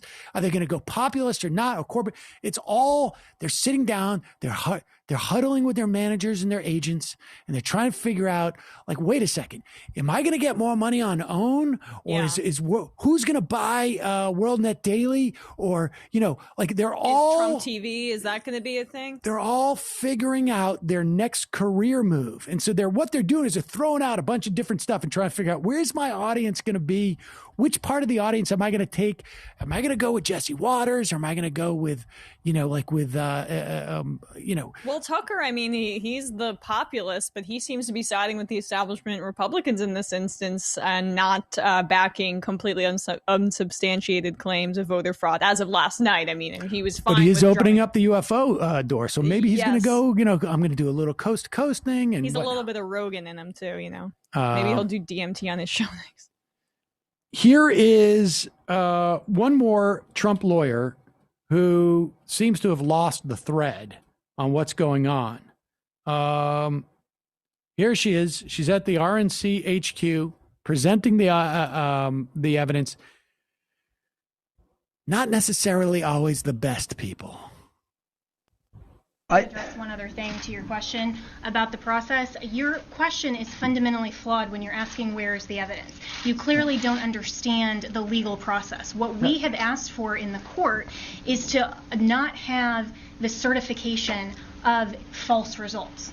And so to say, hold on a minute, we have evidence that we will present to the court. We haven't had the opportunity yet to present that to the court. We're giving you an overview and a preview of what we've discovered, but no court yet has had, we've had that opportunity. So the righteousness that they feel and the tenacity with which they push that we should just believe them despite lacking evidence, and that they have the right to subvert the electoral process and undermine faith in the democratic process, what's left of it, whatever, without evidence, and just saying, no, we want to hold this up and we're not going to provide any information to support us. Like, you can't prove a negative. You can't. Right. So they're muddying the waters, and they know they're doing it, I think, to some extent. But yet they have this righteous indignation that we would ask for any evidence. There's a process,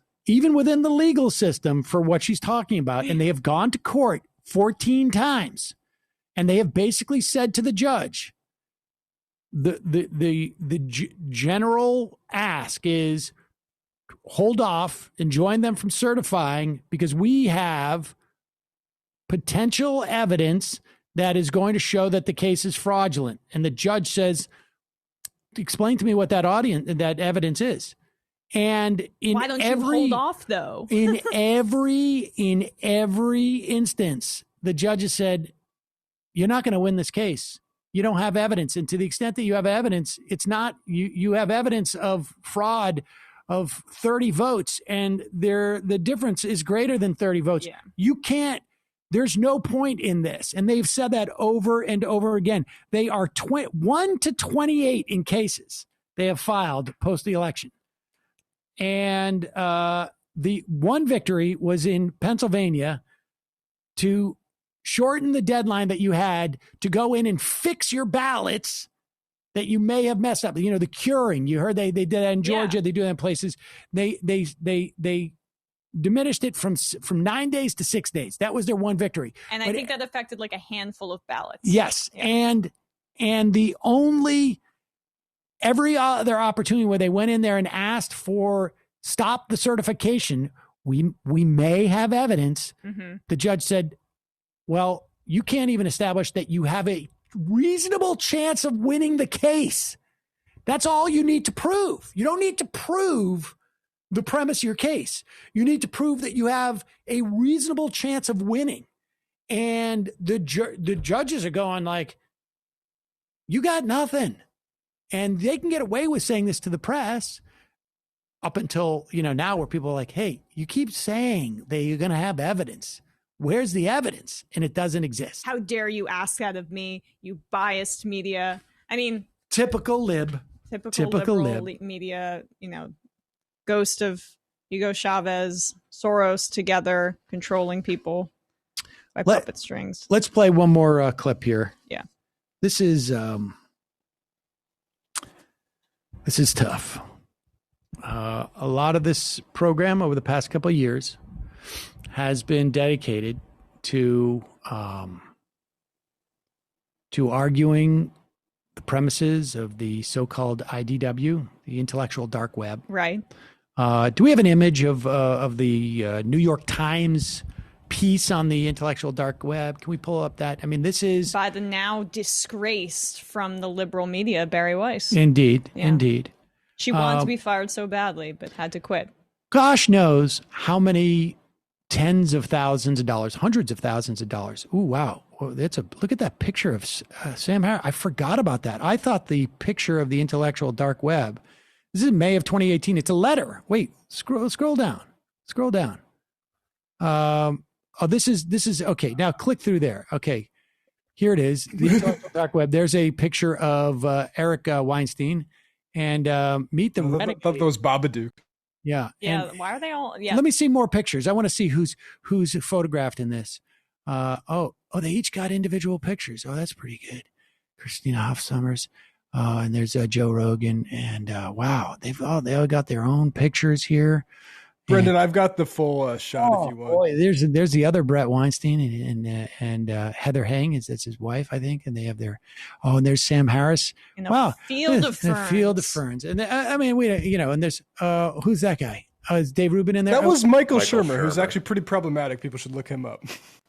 So all these people, they had this huge, massive spread in the New York Times, and we just scrolled through it. I'm going to take it like 10, 15 minutes. Yeah.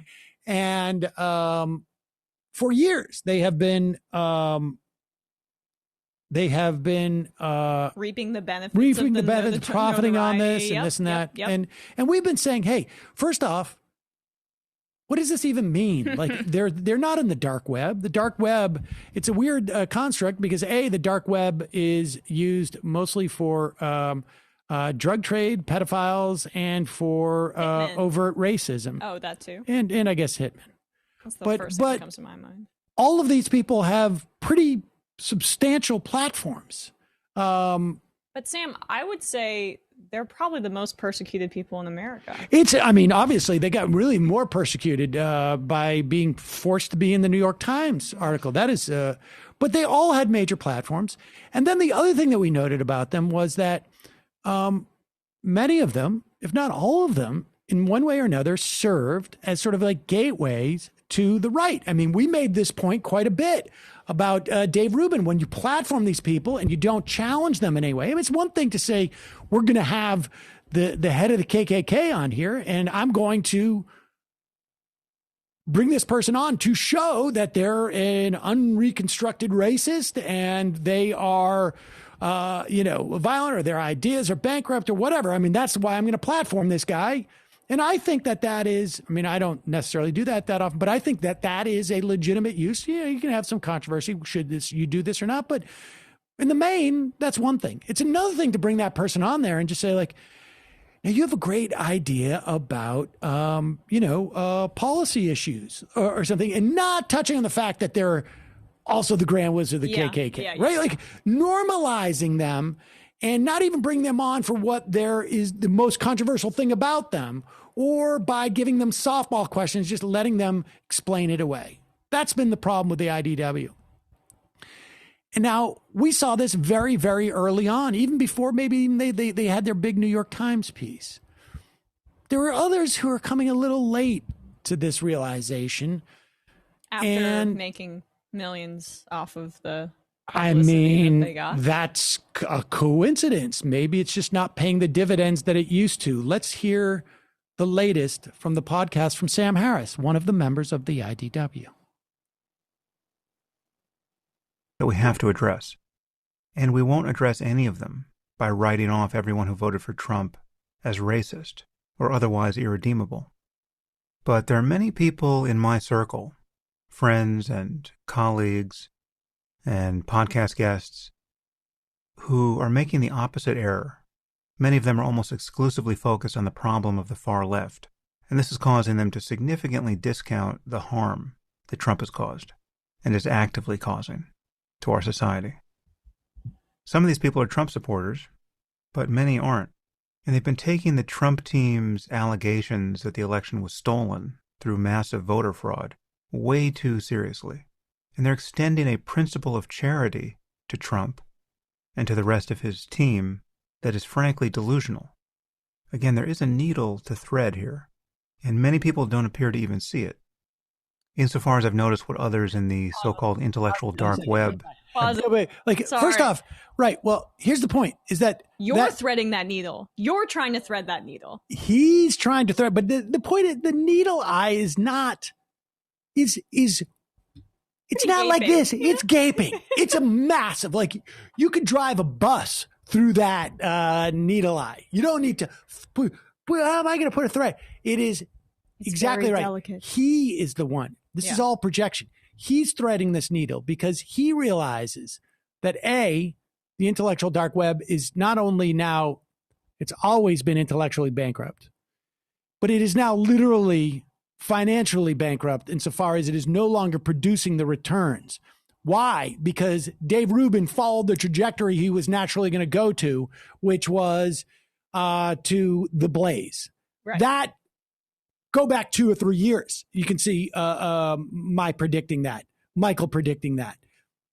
And then his buddies, the Weinsteins, they're just out there going like, oh, maybe we do a third party, which of course is going to embolden Donald Trump. But that doesn't make any sense. It's completely irrational. Yeah. And I don't know if those guys are the ones who are questioning the voters. And of course, Joe Rogan, the other intellectual dark webist, it's like he's entertaining these stuff. It has to be corrected all the time. So there is no more material value in that branding for I Harris. think Rogan's a part of that branding in the same way that Harris and the other people that you're discussing are. I mean, well, he was in that article, right? I get that, but yes, but he, that was one of the things you have to. That's you got to pay your dues, Emma, if you want the benefits of that. And part of your dues is like, well, I got to thread that needle there too. Like he's not an intellectual like I am, but he's still saying stuff that you're not supposed to say. Mm-hmm. All right, but go back a little bit and let's hear this because this is Sam Harris, like we were talking about. Everybody on Fox is having to do this. He's rebranding too now, where he realizes like he was in the sort of the wilderness. Like, wait, why are so many of my people listening to me? Trump supporters, and now he's got to pivot back. It could be that he just espouses rampant Islamophobia, but I don't know. That's just a guess. Here's the pivot. To Trump and to the rest of his team that is frankly delusional. Again, there is a needle to thread here. And many people don't appear to even see it. Insofar as I've noticed what others in the so-called intellectual dark web have been saying, it's generally not something I want to be associated with. I don't want to single anyone out in particular, but allow me to take this moment to turn in my imaginary membership. I just want to remind everybody, despite his hesitation to not single anybody out, he had no problem singling me out as a psychotic behavior, incidentally, just not for nothing. To this imaginary organization. I mean, the IDW was always tongue-in-cheek from my point of view. Oh, I see. It was a funny name for a group of people who were willing to discuss difficult topics in public, mostly on podcasts, but it never made sense for us to be grouped together as though we shared a common worldview. I never saw much downside to it, and I didn't much think about it. But in the aftermath of this election, with some members of this fictional group sounding fairly bonkers, I just want to make it clear that I'm not part of any group, right? So if you want to criticize my ideas, that's great. But I only represent myself here. and no one else speaks for me. We have a crisis of legitimacy. Pause it for 1 second. Pause it 1 second. Like, how do you characterize this? And how do you divorce your ideas from yourself? Well, I mean, but put that aside for 1 second. Yeah. Let's just point out, what was the date of that IDW article? Ooh. I do know that it was after Sam Harris's Charles Murray stuff. When was that? I mean, what was it? You pulled that article up. I mean, but how many years have gone by? Like, this idea that he is willing to use and associate himself with these people when it's profitable, but now it's not. And so now he won't. I mean, I guess we should give him points for being nakedly honest about his grift. But this idea that this is always a joke. This is always a joke in the past. I mean, how many times did they reference the IDW without ever saying oh, incidentally, this is... I got to say, that picture of him in the ferns, it didn't look... You're breaking up, Matt. It's going to be interesting to see how the grift rolls on from here. Because now that you have Biden in there, it gives him a chance to make a nuanced thing. If there's an opportunity, and this is going to inhibit the opportunity for a lot of people until Harris comes to the forefront of this administration to begin to attack the naked bias that is happening, obviously, for non-white individuals or something, or I don't know where he's going to go with his politics now. Yeah, because his critique was always a sort of building upon the racial resentment that was caused by Barack Obama. But you could only leverage that if there was some tension.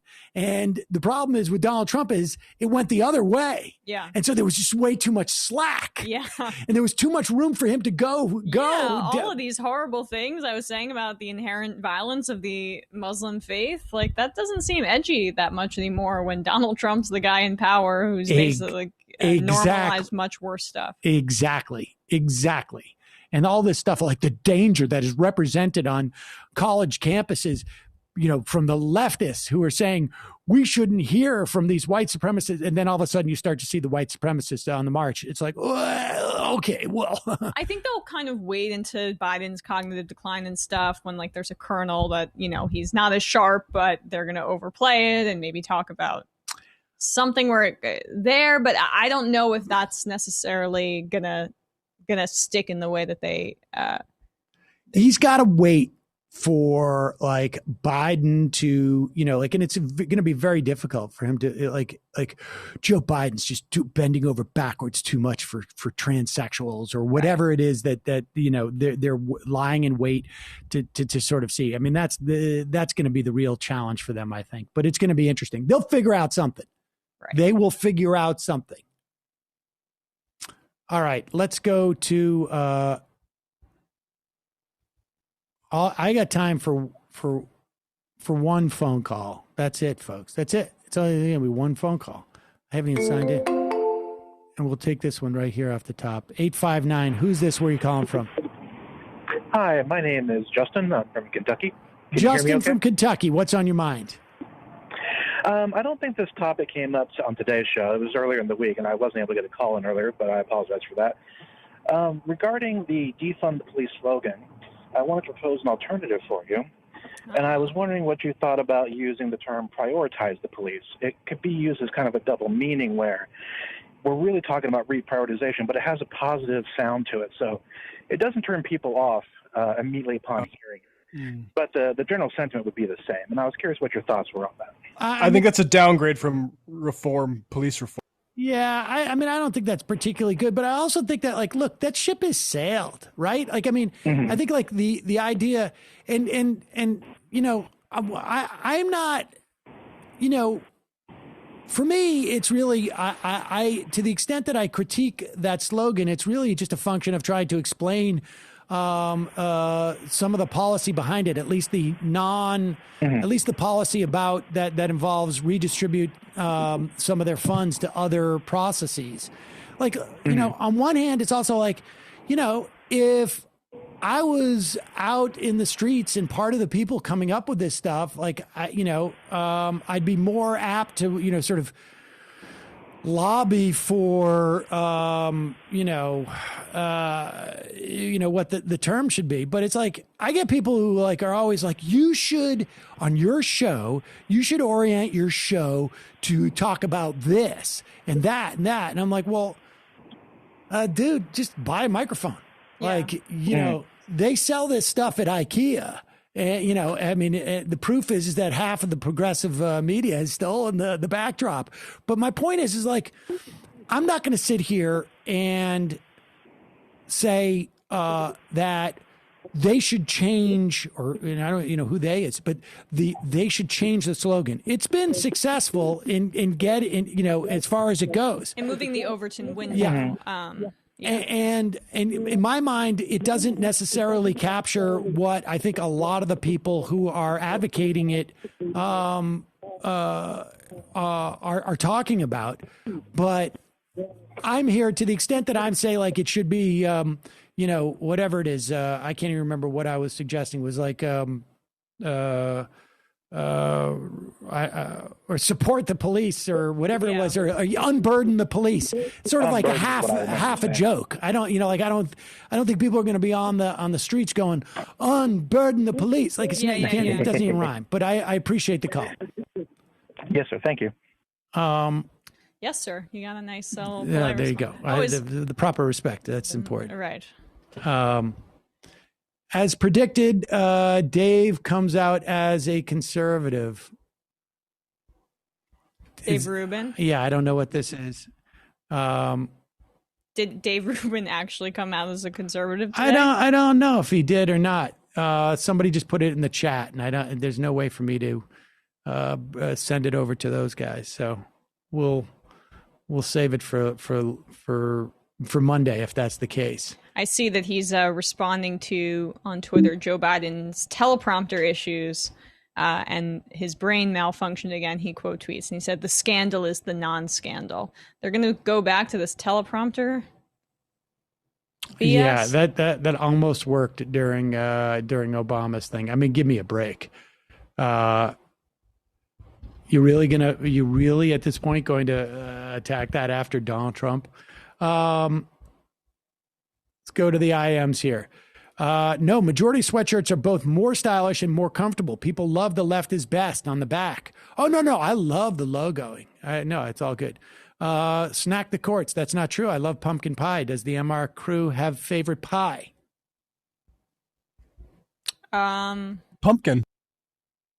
Not a big pumpkin fan. There's something about the texture I don't love. Sorry, Matt. I like apple. Okay, I've decided. Apple crumb. And I like peach cobbler too. But I think apple crumb pie with like the cinnamony crumb on top, I'm all for that.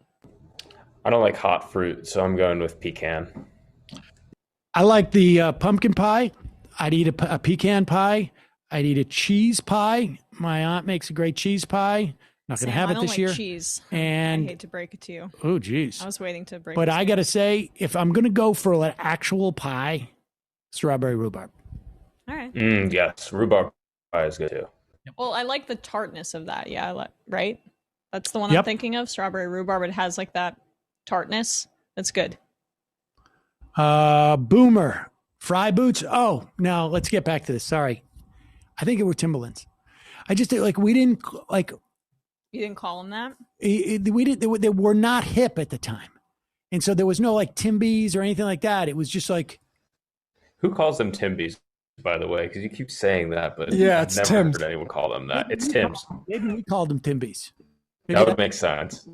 Women's all got all kinds of names that are... You didn't get the brown, like the brown padding on the back of them. Right. No. You just it want was them just all a straight yellow. Yep, and that was it.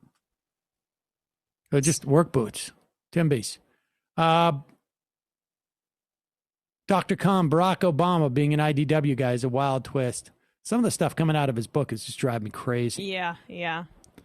Rain in Wyoming, you break the logarithms by staring strongly at it. Champagne Commie, Champagne Commie. Hey, Samantha, hope you're having a lovely day. What is your professional political analyst assessment of Tucker Carlson running for president in the near future?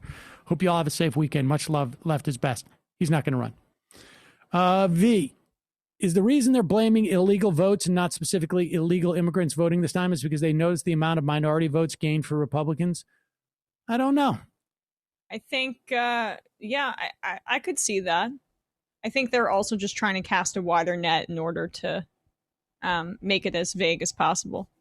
Alex JS, Matt Chrisman, I think, is the proper prognosis, which is that almost all material questions have already been settled since the 1970s. Neoliberalism is the law of the land. The parties now fight essentially over whether you want to be an a-hole about it or be sad about it. I think that's largely true. So again, I question your fundamental question of why Democrats are bad at their job. They aren't. You are just fundamentally wrong about what the job is. All right. Well, I think there's definitely some truth to that. Why do I criticize their efficacy? Because it is a good way to push back on their arguments about efficacy that may be in some ways an ideological push. I mean, look, I know Nancy Pelosi is a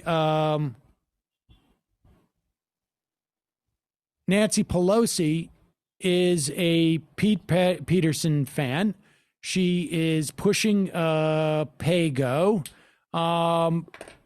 This type of stuff, you want to control government spending and inhibit it if you want it to be a function of private enterprise. Subsidizing Cobra. There's no doubt in my mind of what Nancy Pelosi's agenda is. To attack in terms of efficacy is the best argument for convincing a lot of people who don't really care too much about this, sort of the neoliberal divide. I mean, I think there is I happen to also think my politics are that one, I would say I have a slightly different definition of neoliberalism that's more a function of Murawski. We should also try and have him on very soon, actually, Brendan. I think I sent you that stuff. But I think that we need a mix of socialism and market-based capitalism. I mean, this has always been my position. I think that we need to nationalize some important functions of our society. I think if you ever talk about anything being national security in terms of an industry, then that should be nationalized, more or less. Honestly, people talk about oil refinery and stuff like that and energy. Yes, we should be nationalizing that. We should nationalizing that type of stuff. We should be providing a basic minimum of necessities as a society. Healthcare, for one. Obviously, yeah. I think we should be providing housing. We should be ensuring a living wage. So I don't think that, and I think there are Democrats who fall within that spectrum. Democratic elected leaders who fall within that spectrum and who have always fallen in that spectrum. Part of the reason why I would rather have a Tim Ryan at this point than a Nancy Pelosi is because it's far less, it's far more clear where those dividing lines are. I mean, I think Pelosi gets credit for being, a liberal leftist, and I don't think she is. No, she's not. And I think, there is a difference between a neoliberal and a liberal. And I think, liberals are in that spectrum of, some anyways. I mean, at least Tim Ryan would have some pro-worker inclinations, in and kind of try to appeal to a more old school worker based.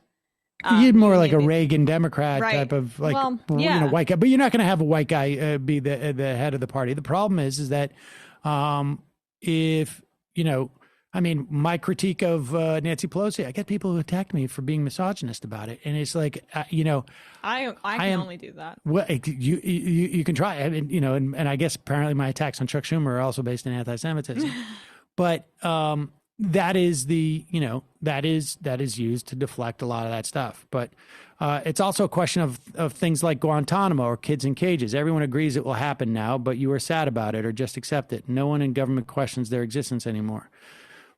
I'm not sure I follow that. There's definitely a difference in the immigration policies of even the Obama administration to the Trump administration. That's going to change. Guantanamo was really largely a function of U.S. senators being cowardly about it.